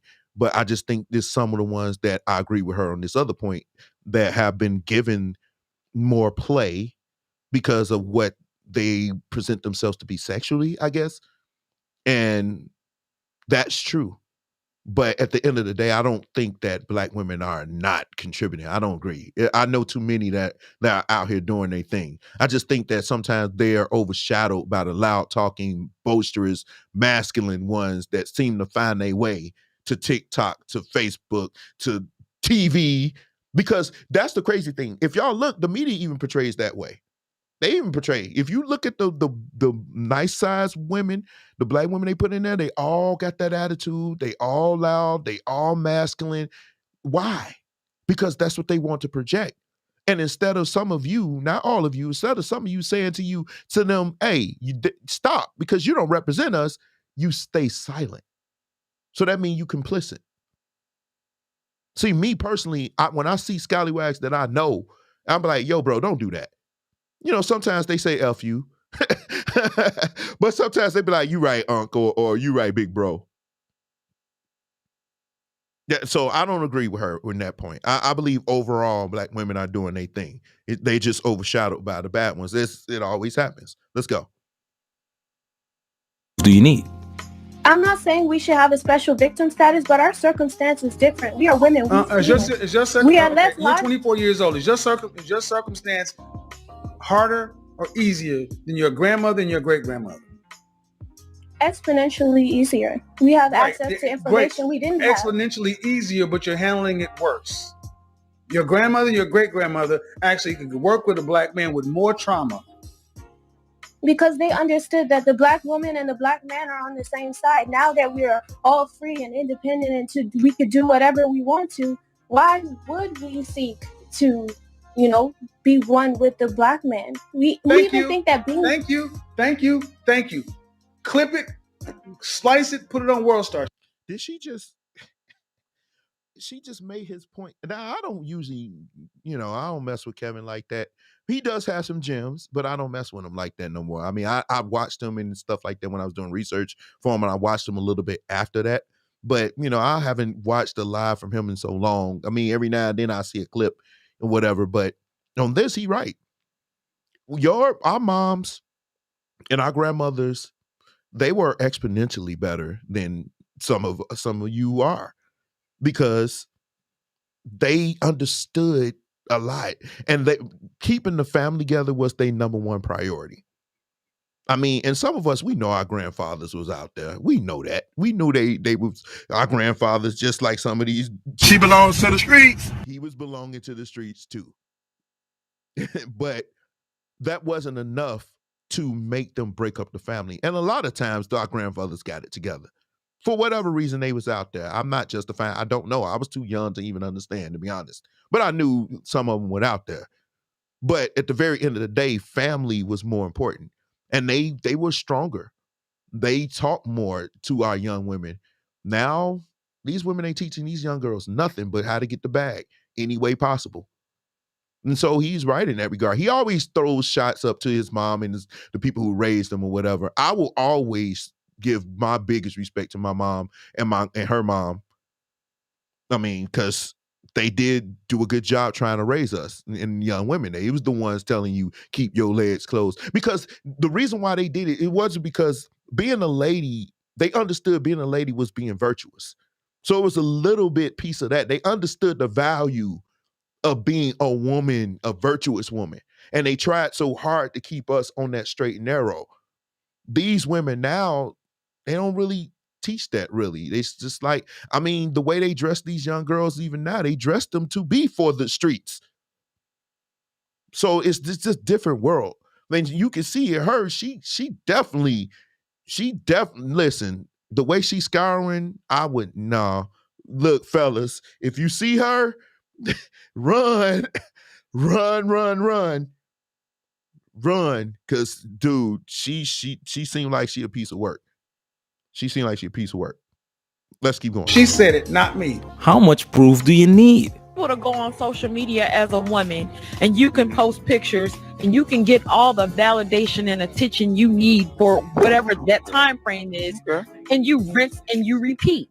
When you're not able to get the attention on a certain form of social media, you go to, if you can't get it on Facebook, you go to Instagram. If you can't go to Instagram, you go to Twitter. You can't go to Twitter, you go to Snapchat.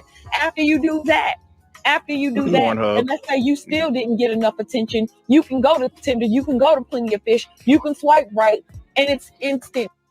And then she's able to have her affirmative action job, and she's still able to make a certain amount of money and drive whatever kind of car and live. She can be in debt. Let her people finish. act like if women are going through a certain thing that they care about these things like normal society, and that's just not the case. They don't care. How much proof do you need?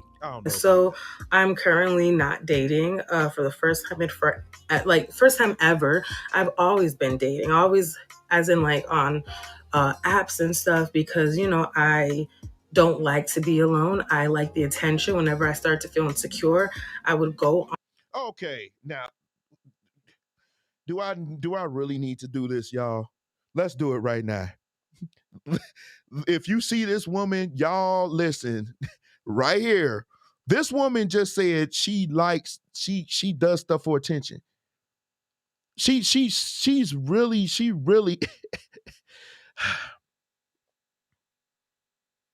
says she don't like to be alone. Here's my problem. Instead of going into another relationship, why don't you just go see a therapist? Sit down with somebody and understand why you feel like you can't be alone. And instead of you jumping, because I guarantee you jumping into this relationship, he winning. Because right after he's done, you moved on to the next. And now you devaluing yourself already. First of all, you got that hair hat on. I don't like that. I mean, I just don't like it. But it's sad. I know we could probably rip on her, and I'm not gonna do that. But it's just sad that you think that, you know, you got that low self-esteem where you just need to feel like you in a relationship to help that, and you just can't be by yourself. That means you need to sit down with somebody. I don't know why we are so against sitting down with a professional that can help us through these situations. Use that option. Go sit down with somebody. Because what you're going to end up doing, you and your crazy self going to get with a good one and you're going to mess him up. And then it's going to be bad going on for him. So go seek help. Don't sit up here and try to bring another relationship to help you heal something that's probably deeper than just you being in a relationship. It's something else that's going on to make you feel like that. Something going on. And I can pretty much guess what it is, but I'm not going to do that today. Let's go. on the apps and have someone call me pretty, not force them, but like someone's gonna call me pretty and just feel good about myself, like, okay, I'm good now. But I want to get to a state. Exactly. That she before she even said it, I knew it. That's where she was going. She needs somebody to tell her she's pretty because she doesn't think she's pretty. Listen, lady, he gonna tell you pretty if he can get his end result. Smash. He's gonna tell you pretty all day. And you're gonna keep falling for it because you won't go and deal with your issues. So you're gonna go from dude to dude, lessening your value, and then you're gonna be old and 35 and nobody gonna want you. You're gonna die alone with your dog. You just want compliments. But she not the only one. Some of you the same way. That's why you post. That's why you need to post pictures like the one that I posted earlier. That's why you need to post these kinds of pictures because you need that attention. You need the attention. No, not that. Where you at? You need the attention. Where is that? Where is that? You need the attention. You need the attention. This is why you post it.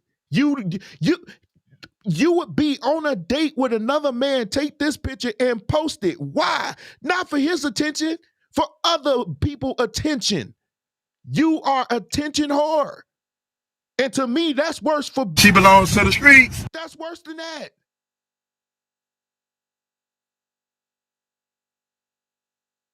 I just don't understand this logic. You wore it, y'all sometimes wear this stuff for attention. You like this little thumbs up. This thing drives you crazy. This thing controls your emotion.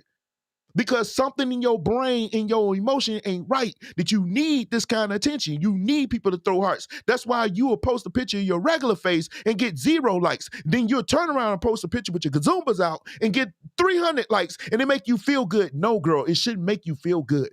And you be the same one talking about how men over-sexualize women, but you still won't deal with your own issues that you would turn around and put your breasts on social media. No, that's not her. That's another woman. I just posted from earlier. What reason would you have to post picture like this? What reason? What reason would you have to post this as your profile pic on Facebook?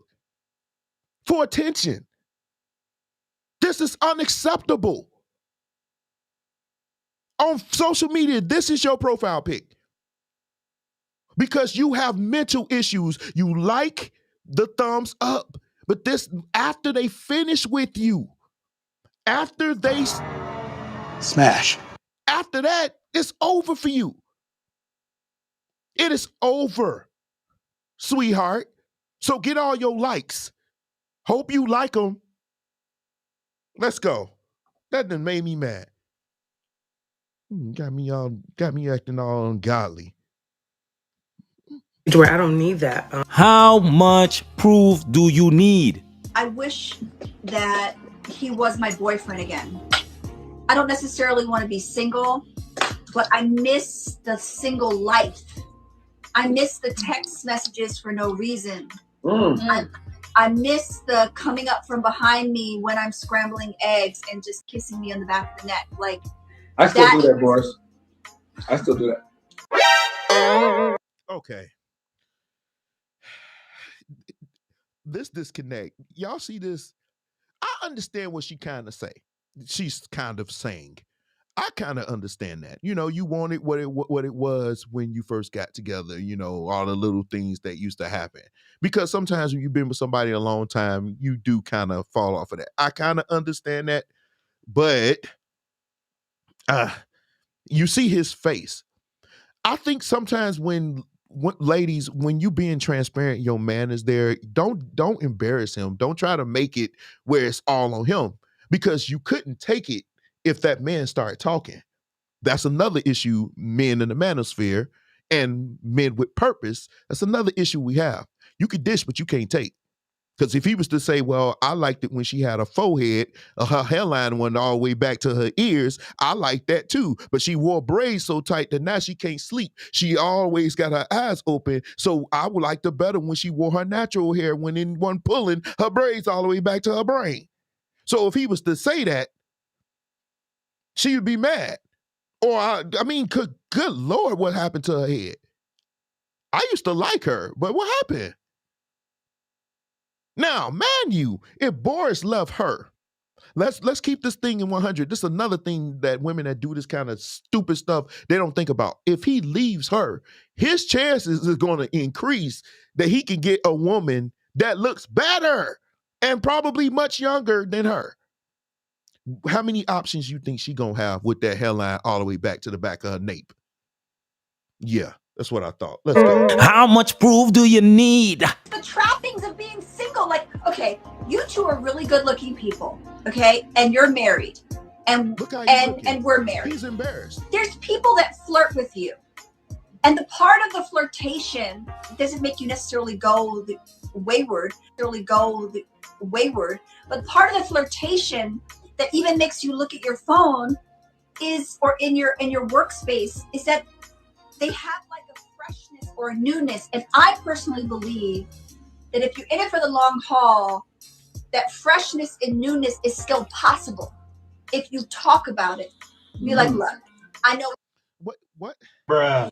What the hell is she talking about? What is she talking about?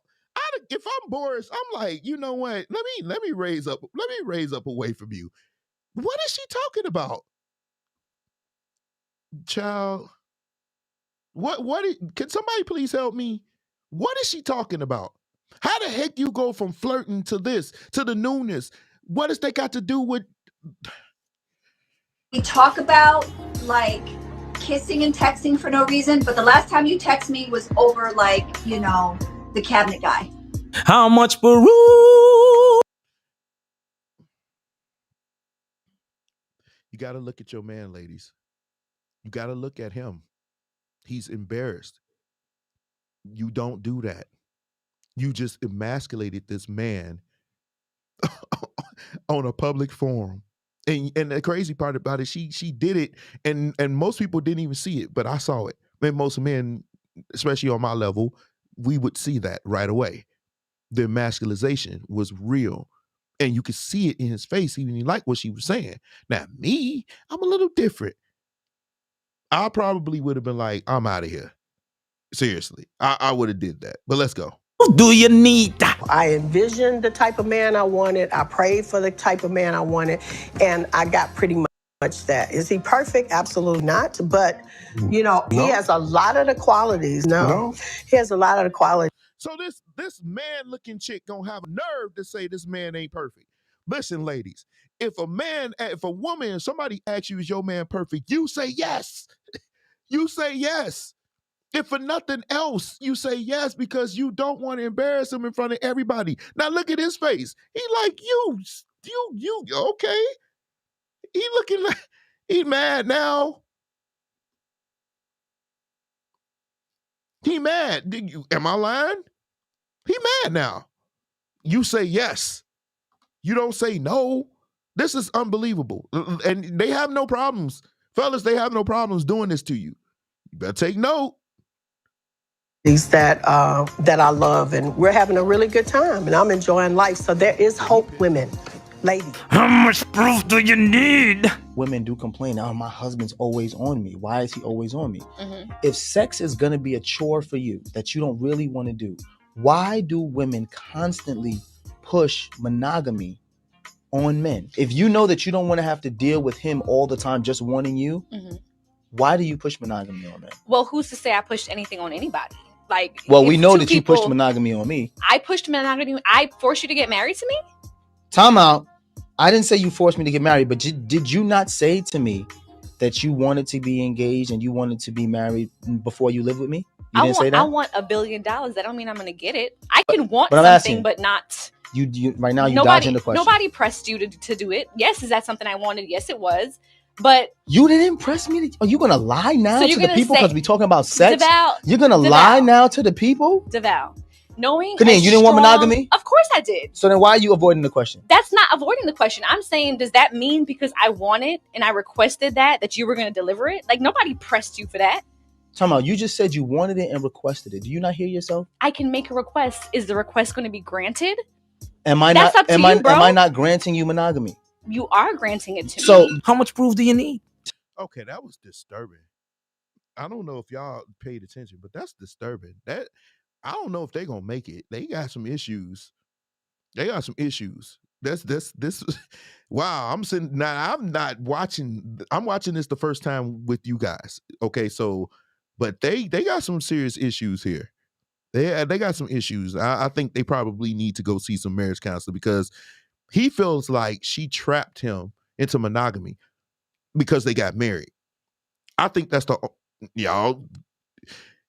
That's the only time monogamy actually really counts. Okay, because reason why I'm gonna tell you why, man. From a male perspective, a lot of times if you ask a woman, "Would you be submissive to a man?" They say, "Well, yeah." It's always conditional. It's always conditional. Sometimes they say, well, if we're married. Sometimes they say, oh, if you're married. Sometimes they say if he does this or he makes this or he's doing this. It's always conditional. But with a man, you always want monogamy right off the bat. You want monogamy off the bat. If men started saying, well, I'm not giving you monogamy, like if you meet this woman, you say, well, I want to marry you. Are you ready to get married? If that's what you're looking for, men, and you say, I want to be married. I want to be married by this. If she give you anything, would it be fair for you to say, well, I'm not giving you monogamy because they benefit from a marriage from you by having monogamy from you without giving you anything? That's just me throwing that out there. But it seemed like it's a double standard. This man right here is saying, you tricked me. You said you wanted to get married for monogamy. And she like, well, I didn't force you. What do you call it? I mean, we know how to read between the lines. If you don't marry us, that means you gone. We want to be with you. The disconnect cannot be more real. I think when you start having these marriage counselors, I don't want no babysitter. I want somebody that's I don't know. I don't know. I don't know why they have to be equated to each other. But I think when you're saying submission, most of these women that I've talked to or if I've seen online, and I'm on Derrick Jackson page, he asking these questions. They be like, no, unless we marry, unless he got money. My thought process, that's what they want. They don't want to give up submission, but they all want monogamy. Well, if a man wants submission from you, why should you benefit from that aspect of marriage from us, but you don't want to give us that? That's my point. Because it's almost like this. Remember when I was talking about men and women are not alike, y'all? We're not. We think totally different. You remember when I said earlier about women being promiscuous? Well, some women say, well, why does a man care? Wouldn't you want him to experience? No, to a man with purpose, a woman that's overly promiscuous is the same as a woman asking a man, would you date a man that was a homosexual? If he said, well, I met you and I want to be with you. Most of y'all would be like, boy, you better get up out of here. You used to be gay. I ain't messing with you. Well, to a man with purpose, it's the same thing. Men and women are different. We think differently. We don't think the same. And I think if you remove yourself from thinking we should think like a woman, then you will understand. To a man, monogamy, you benefit from that. That's like a marriage. That means to only you. And we're not married. But when we ask you, would you submit to us? You still want to run the show. You still want to have the last word. You still want to be combative and argumentative. So we don't benefit from that part of marriage, but you benefit from that. That's what I mean. Okay, good. Let's move on. This is my question. If you wanted monogamy, okay, why would you want monogamy if sex is a chore for you? That's the question. You're avoiding the question. I'm not avoiding the question, but at first you said women or in general me specifically are pushing monogamy on somebody. Okay, yes, that's something that I wanted, but I didn't press you for it and be like, Deval, I'm gonna hold a gun to your head to propose to me. Time out. Also, let me finish. Also, I don't feel like I was adequately prepared for marriage. And I've said that before, because if I knew that marriage and monogamy was going to involve me trying to meet you where you were at sexually for years to come, then I probably would have reevaluated it if I wanted to be monogamous. Whoa. Hey, y'all. I don't know about this couple. I don't think they're gonna make it. I don't think they're gonna make it.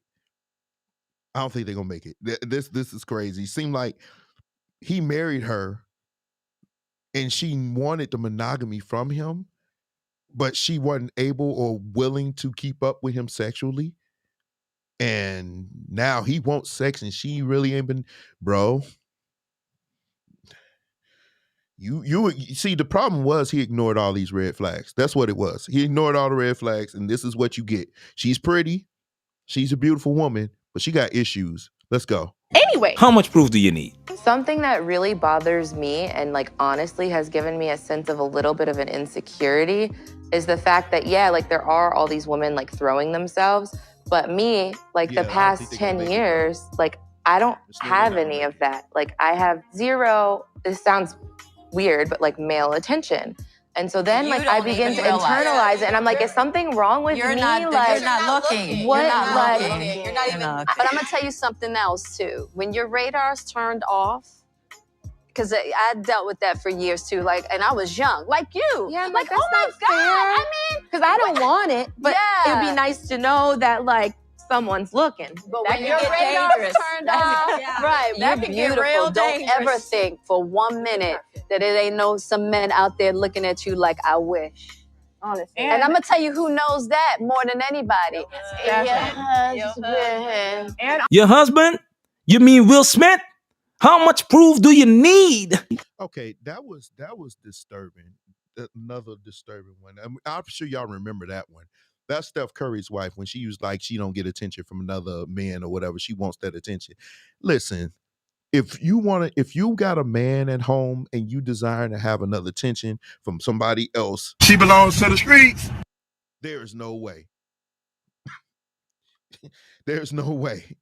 There is no way. If I was Steph Curry and I saw that, trust me, when she got home, she'd have been at the door. And when she got home, she'd have saw her bags. Get the stepping. That would have been it for me. Because she for the streets. There is no way in the world. There's no way in the world nobody that's married should be wanting attention from another man. Why do you care? You said forsaking all others. So that mean, and I said that mean, no, it shouldn't matter what attention you get from somebody else. It only should matter what your husband said. That's scary to me. I'm sorry. Y'all, look, this my new one. I'm liking this. This the red flag. The red flag. But when Jada said that, I was like, dude, this the worst person to get your advice from. That's the worst person to get your advice from. Jada Pinkett.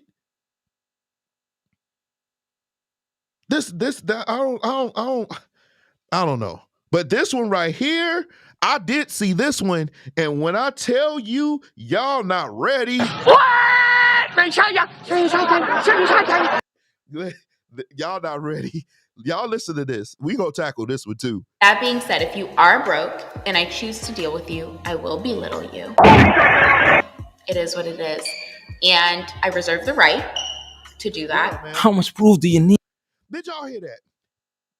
I wish I could go back. That woman said, if you are broke. Well, let me see if I can go back. All right.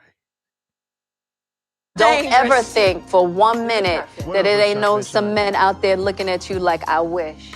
Honestly. And I'm gonna tell you who knows that more than anybody. Your husband? You mean Will Smith? How much proof do you need? That being said, if you are broke and I choose to deal with you, I will belittle you. It is what it is. And I reserve the right to do. Did y'all see what this chick just said? Men, this is what I'm talking about. And it just rolled right off her tongue. And when I saw this video, it's on YouTube. And I saw the comments and the ladies was like, you right, girl, go on, get him. Shoot, if he broke like that, he deserve it.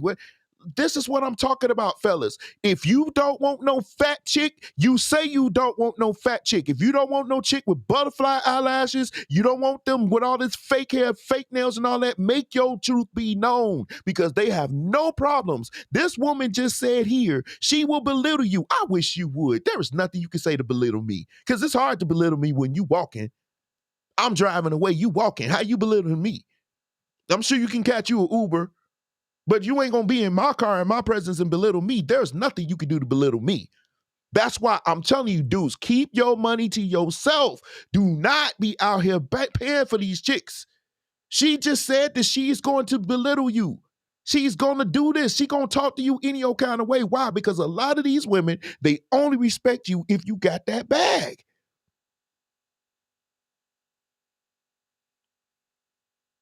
They only respect you if you got that bag. This is what it's come down to.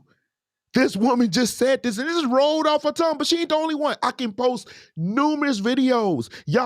Some of y'all send me this stuff. I can post numerous videos time and time again from every walk of life. I seen this chick that can fit in this room and make me sit like this in this corner, and she would say, I only want a man that got money. But if we say we don't want a big woman or we don't want no chick that ain't fit, then it's like the world ending. But they don't have no problems. And look at him. He like, girl, I saw the whole exchange. He was ticked, but she didn't move. Fellas, make your preference known. Don't let them shame you into being something because they will tell you they selling. No, we got more to lose. If you want a man with purpose, which means if you're a hypergamous woman, which means you want a man that make more than you, especially if you got a master's degree, why should he settle for a woman that he can't even hug unless he take you to the altar and have the deacons help him? No, that day is dead. That day is dead. Men are speaking. If y'all listening, you can increase your chances. But if you listen to women like this, you're going to be by yourself with your dog. Let's go. How much proof do you need? I care about what's in this contract with Black America for women, and it's not. We're not mentioned at all in the contract with Black America. And You are mentioned. I mean, when you mention black people, you mentioning black women. So don't count yourself out. No, that's not true. That's like administration say that when they black people is not black women. Black women are not included in black people. No, it is. But that's like, that's like you saying. How much proof do you need? Shit. Definitely be. Y'all see how that happens? This is what I'm talking about.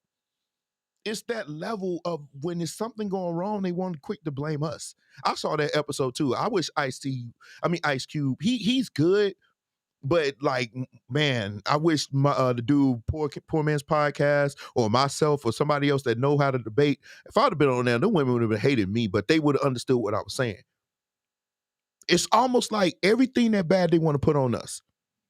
Women like that, not like y'all cool, y'all, because y'all here. So if you hear, that means you want to learn, or that means you want to take in. Even if you don't agree, at least you hearing from a perspective that you could probably assess later. Those kind of women didn't want to hear nothing. I saw that interview. That was horrible. And Vivica Fox led the parade. She led the parade. Meanwhile, her face looked like they did her junk with a chisel. She ain't looked like herself in a long time. And she was on there leading the charge. That was a despicable display. I wish I'd have never watched that. And it'd never find its way here. Just that little snippet. And the only thing is because I didn't see it. Because had I edited this thing really to its full, that wouldn't even been there. Because that whole thing was just crazy. It's on YouTube. Just run the search on it. It was horrible. Let's go. I think that testing needs to be mandatory. It's like people. Wow. It should be mandatory because it's like If you're not this. slinging your dick around, then you won't be scared about Right. who's pregnant by It's not about us. You may have a partner right before me. Exactly. I think that the United States making DNA testing mandatory is stupid.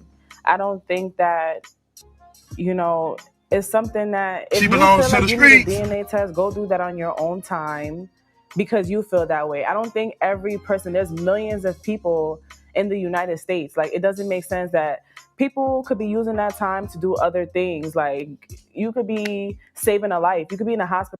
Wait a minute. Hold on. Is this treasure troll literally on here talking about it shouldn't be mandatory paternity tests? Like Maury doesn't exist. This man makes millions of dollars putting on shows for women, taking people on there with men she didn't even know she had sex with. Oh, you are not the father. If that didn't happen, y'all act like we all know is somebody out here that lied on a paternity test and had a man pay for it. In the United States, which is jacked up, they need to do something about it. You cannot be the baby father and they still take you to jail for not paying child support.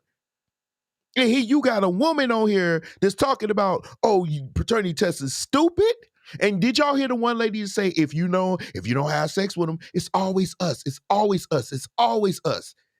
That's why when that panda bear earlier said that crap, I wanted to slap his face. When he said that earlier, It always gonna be us. Just shut up. Just shut up. Then you know good and dang on well it's always us. We always got to be the one. Keep your junk in your pants. It's always us. Now here you got a group of women on here talking about that they don't want to do paternity tests. Like the dude said, how much proof do you need? The disconnect is real. Let's go. Saving a life. How much proof do you need? So this is what I'm gonna say. I think that y'all want this to be mandated because of a conversation you are not strong enough to have with your girl. 1. 2. You requesting DNA, first of all, this is a very gendered question, right? There's no way for a woman, well, let me not speak for every woman. Mm-hmm. For me specifically, there's no way if my man came up to me, I wouldn't feel some type of offense. But fine, if you have the right to know whether it's your child or not, because I know this is my child, right? But to say that it's mandated is where I have a problem. Who is picking up those costs? The U.S. government? The U.S. government should be paying for these mandatory tests for you to know. No. First of all, we have so many issues in this country already. To then place that type of payment on the U.S. government Just is wrong. To a plan. Just on your healthcare plan. No. And first Check of all, healthcare does not cover so many ailments that are like people are dying from. I get not that. Not even just ailments, like just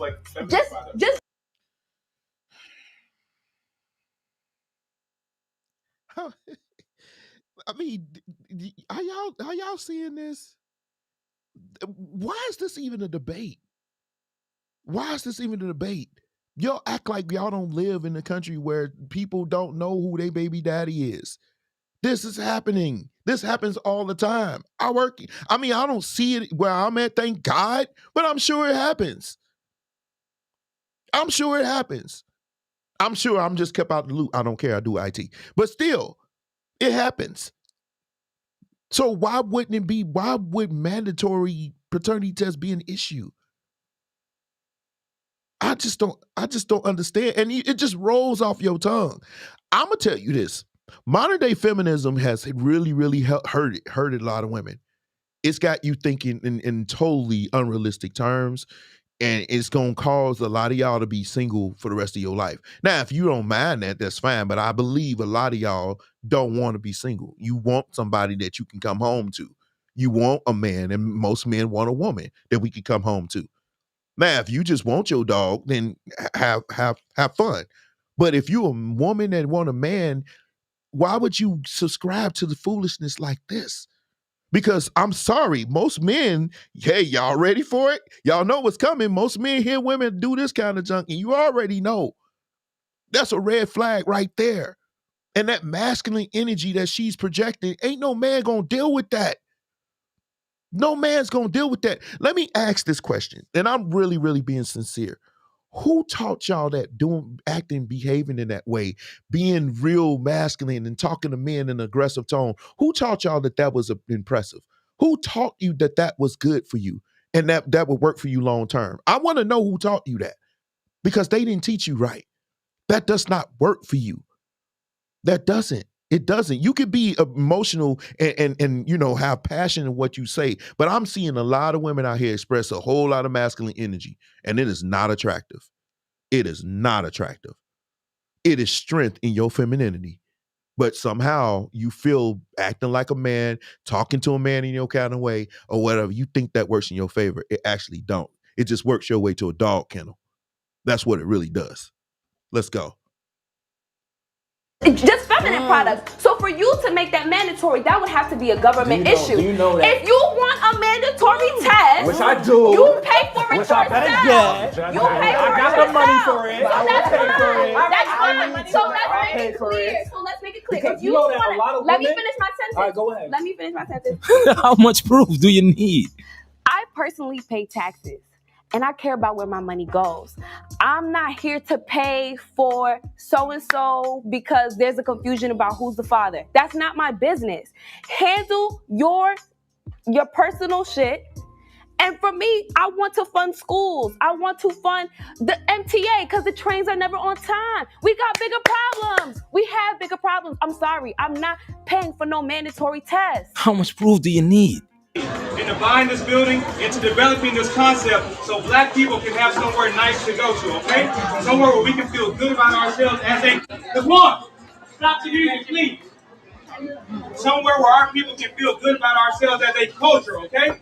Yeah. No, real talk. And so all this twerking and shit, take it to Prime, take it to Pink, don't bring it here because we're a restaurant. And so beyond that, 75% of my customers are ladies. And I want men to show respect for themselves for how they carry themselves here. So how can I tell the men to respect themselves and you guys are twerking on glass here? If you want to do it, get the fuck out my restaurant. Because I did it for our people and I did it for our culture. So don't do it. No, don't do it again. I don't want to hear it. If you don't like it, get out because I don't need your money. I need to provide something for my people. And don't do it again. Thank you.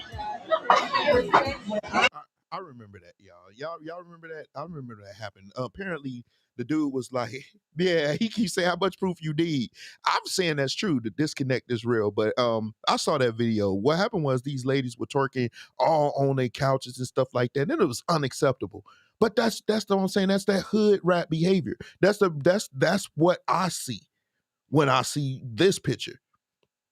The hood rat behavior. And they do it for attention.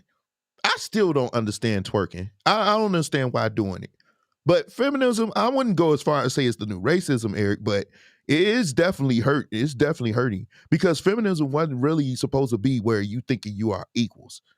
Women and men will never be equals. We show you time and time again why it's not. In both ways, woman going to man, man going to woman. We will never be equals. Feminism was originally supposed to get women's rights to vote, to have equal opportunity in certain places.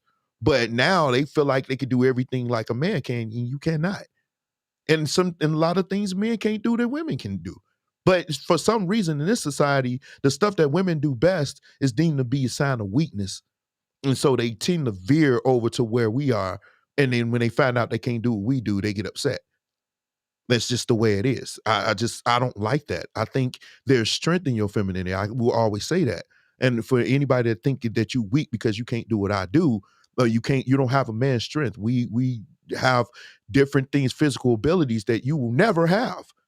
You won't. You just can't do some things that we can do. Y'all not out here trying to be lumberjacks. Y'all not out here trying to build scaffolds and build tall buildings. That's not what women do. They don't do those kind of jobs. They don't go to those kinds of jobs. If it was a fire in your house and a woman weighing 130 pounds showed up to your house, you'd be upset. You want a big, strong man to help move the stuff to save my children. But we understand women are nurturers. Women are nurturers. That's not women. They have the ability to calm a savage beast. Why is that deemed to be weakness? That's a strength. Not being combative, not being argumentative. That's not your strength.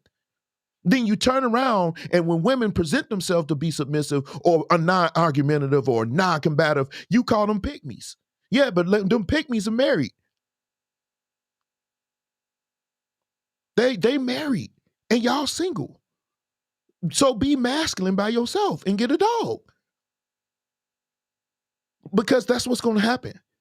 If you don't turn it around, you don't talk to men in your kind of way. The way she said, I ain't finished talking. Even though she was talking, but good Lord, she got a lot and she the smallest thing up there and she got all that masculine energy. Lord Jesus.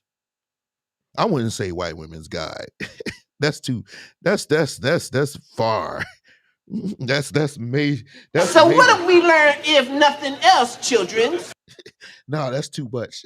Nigga, please. No, I wouldn't say that. We ain't doing that. White women ain't God. No, they not. No, I don't look at it like that. I don't believe either is God. I just believe women, they come from different cultures. A lot of them come from different cultures. I'm not dealing with that culture because I know very little about that culture. And the little bit that I know, it ain't worth talking about right now. But right now, I'm talking about our culture. And so that's why I'm going to keep this right now. We'll talk about that later. You're going to be embarrassed if I really went there with that. Trust me, because it ain't that way either. Because a lot of them, if they were gods, they wouldn't be, when you, shut up, Derek. Let's just keep it straight. No, they are not more feminine. They're not more feminine. They're not. Where are you getting that from? I work with some, and they ain't feminine like that either. I think it's more of a modern woman thing. The women of old, they carry it a different way. Now, from a different society where they got mothers and fathers in the homes, whether they be black or white, you will find them more submissive because they see the family structure. And so they usually will take after their mother. I won't argue that, but to say because of their skin color they more submissive, no, that's ignorance. That's ignorance. That's not true. They just come from a different culture. We need to do better with our mother and father in the homes. Now, mind you, a lot of us are in the homes, we're just not married, which is something we can talk about. But we need to stop with that. No, white women are not more submissive. They're not. The color doesn't make you submissive. It's how your upbringing and where you grew up, your surroundings, and how you were raised. That's what make you more submissive. Some women are not taught to be submissive. That's just what that means.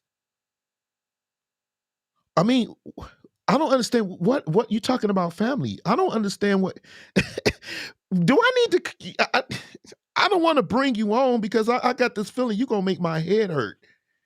Because what you're saying, it makes no sense. What do you mean about family? That means nothing. Because I could take you down to Atlanta and you can see a lot of families that look like me, that family structure is just as good. That has nothing to do with it. It's just it happens in our community. I won't deny that. But to say just because they white, they have better, no, that's not true. That's not true nowhere. Thank you. Appreciate that. Because you can't explain yourself. I don't deal with ignorance here. This is not that platform for that, brother. It's not.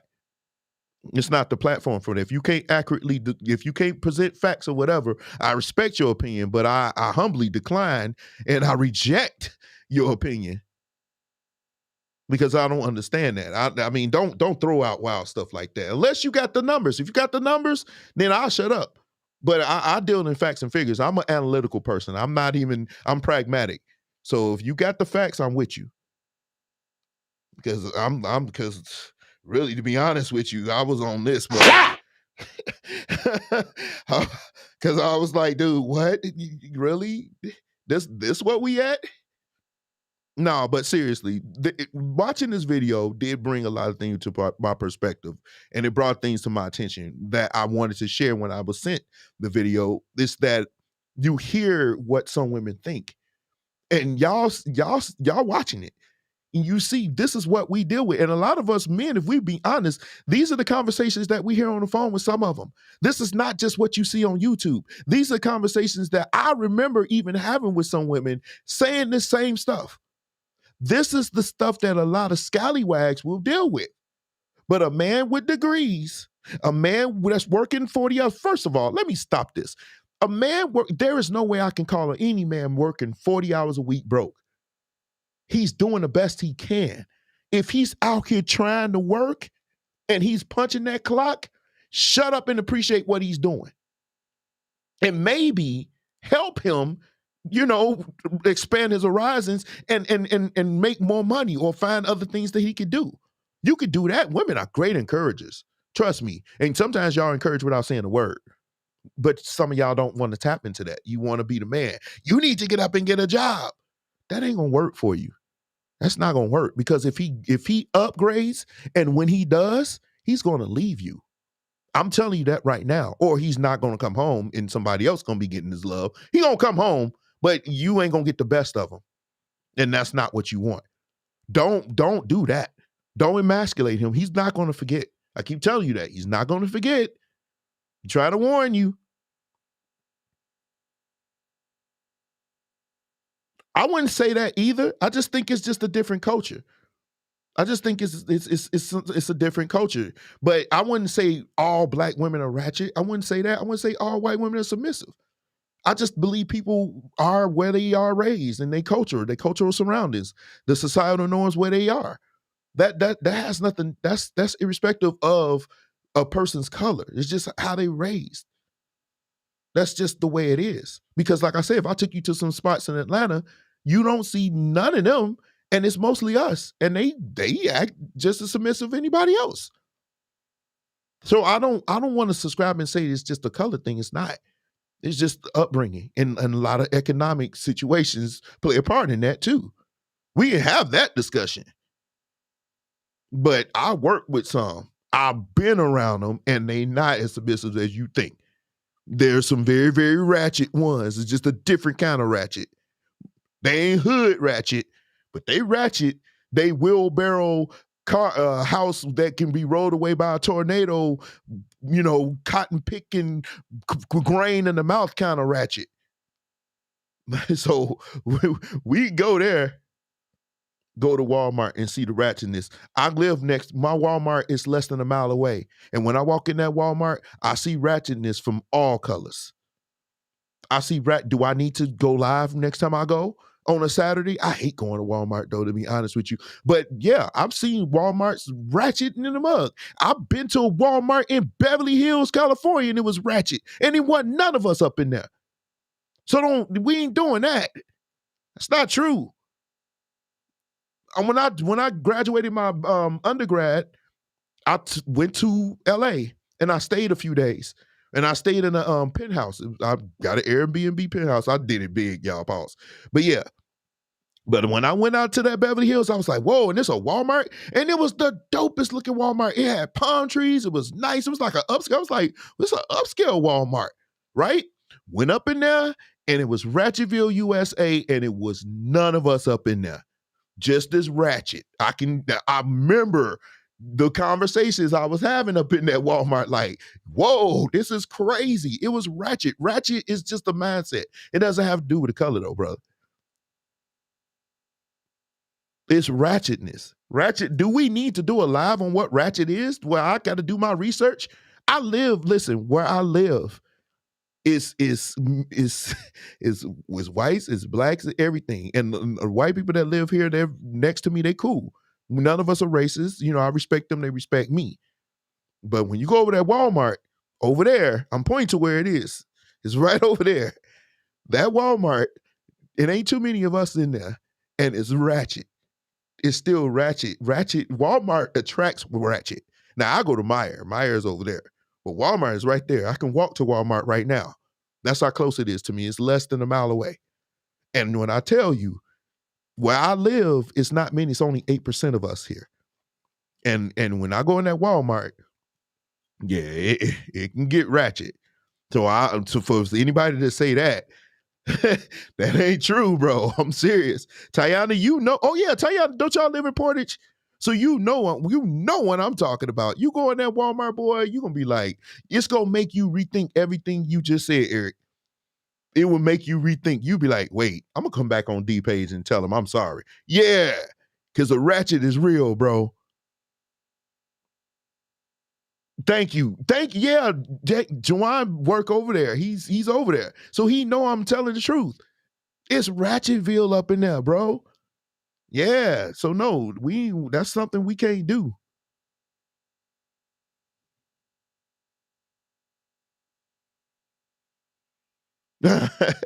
Dude, I go to Meijer. I don't even mess around. Only time I go to Walmart is good for like the little stuff like t-shirts, socks, and stuff like that. But I mostly go to Meijer, which is across the street. It's closer, and and it's higher. It's higher end. I'm not bougie, trust me, but I just don't like to go to Walmart because, like I said, the ratchet is real. I mean, anytime you come out the house with just your pajamas on and they sagging down, and I can see your dang on G-string and you flat like a board, that's ratchet. That's ratchet. But anyway, like I said, this video shows a lot of stuff. And ladies, I just really want you to really think about what's happening here. The statements and the stuff, the way that they think is totally opposite of what men think. And I think the only way y'all gonna be able to get the men that you want is for you to kind of try to erase some of what you've been taught. I don't want you to totally forget everything because there's some good gems in there, but you probably need to start listening to more men. Because that if you listen to women like this and the women that I went back and forth with, you're gonna be single. And I don't want that for you. And so anyway, with that being said, I'm going to jump off of here because I have to work in the morning. But it was fun. Keep sending me the content, y'all. I enjoy doing this for you. I enjoy hanging out with you. I think Mondays is a better day for everybody. I think a couple of people hit me up to say Monday's a better day. So we'll start doing Mondays. I try to do it earlier, 7-ish, somewhere around there. What y'all think about that? Monday's a better day for you guys? Is Monday a better day? Let me know and then we'll go. Man, what, bro? Are you okay, man? Are you okay? I'm confused on what you trying to do here. Thank you, Drew. So is Monday's a better day? I've been hearing people say Monday's a better day, and we'll do Monday. Now, those people who've been sending me content, I do have a lot, but I go through them and I see if it's something that I want to touch on. And if you keep sending them to me, I keep doing them. I do them as long as we can. But ladies, if you got something you want me to discuss, hit my inbox. Some of you follow me on Facebook, some of you follow me on Instagram. You can leave it in the comment section if you're on YouTube. Okay, good, man. Because I'm worried, man. Okay, cool. Eric, I don't want to mess with you, bro. I don't know you. But I'm interested in hearing your point. Maybe one day I could bring you on and you can talk about it. I'll give you the floor because I don't want to just, go at you or whatever without understanding exactly what you're saying. It's kind of hard with us, with us being here, reading comments. So I don't want to attack you or excoriate you or make you feel belittled. I want to hear your point. It's just that your point is kind of right now, it sounded a little bit ridiculous because I just gave you examples on how what you said is not true. So if you are open, you can inbox me, you can contact me, and we could talk, see if you want to come on and give your points. I'll give you the floor.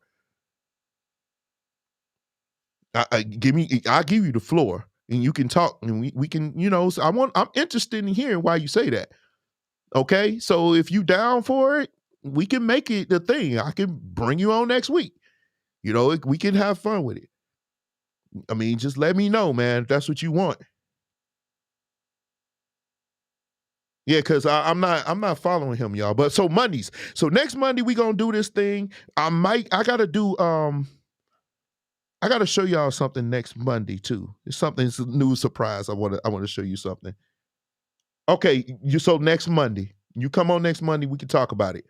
I'll leave a whole section for you. We can do it. We can do it next Monday. So next Monday, Eric will be on, y'all. We gonna talk about this thing because right now we all looking at you, we wondering, and I don't want, some of these people looking like You must be out of your goddamn mind. We ain't trying to do that. So next Monday we gonna do this thing. Thank you guys for joining me. I love you guys. We will do this thing Monday at 7:00. What you mean no? Wait, what? Bro! What do you mean no? What? What? I'm confused. Okay, Eric, are you on Facebook? I'm gonna inbox you. Thank you, Jed. Thank you. Thank you, Kiwan. I'm gonna try to get better at this thing. Eric, I'm about to inbox you when a second I jump off of here because let's lock this thing in. But anyway, thank you for your content you send me. Next week we'll be back, and as usual, I'm gonna do my little glow thing. I love this thing, man. I'm glad I know how to do this thing. But anyway, he was responding to Drew when I asked him if he had a black mom. Okay, we gonna deal with this. Anyway, I love you guys. Talk to you later next week. Same bat time, same bat channel.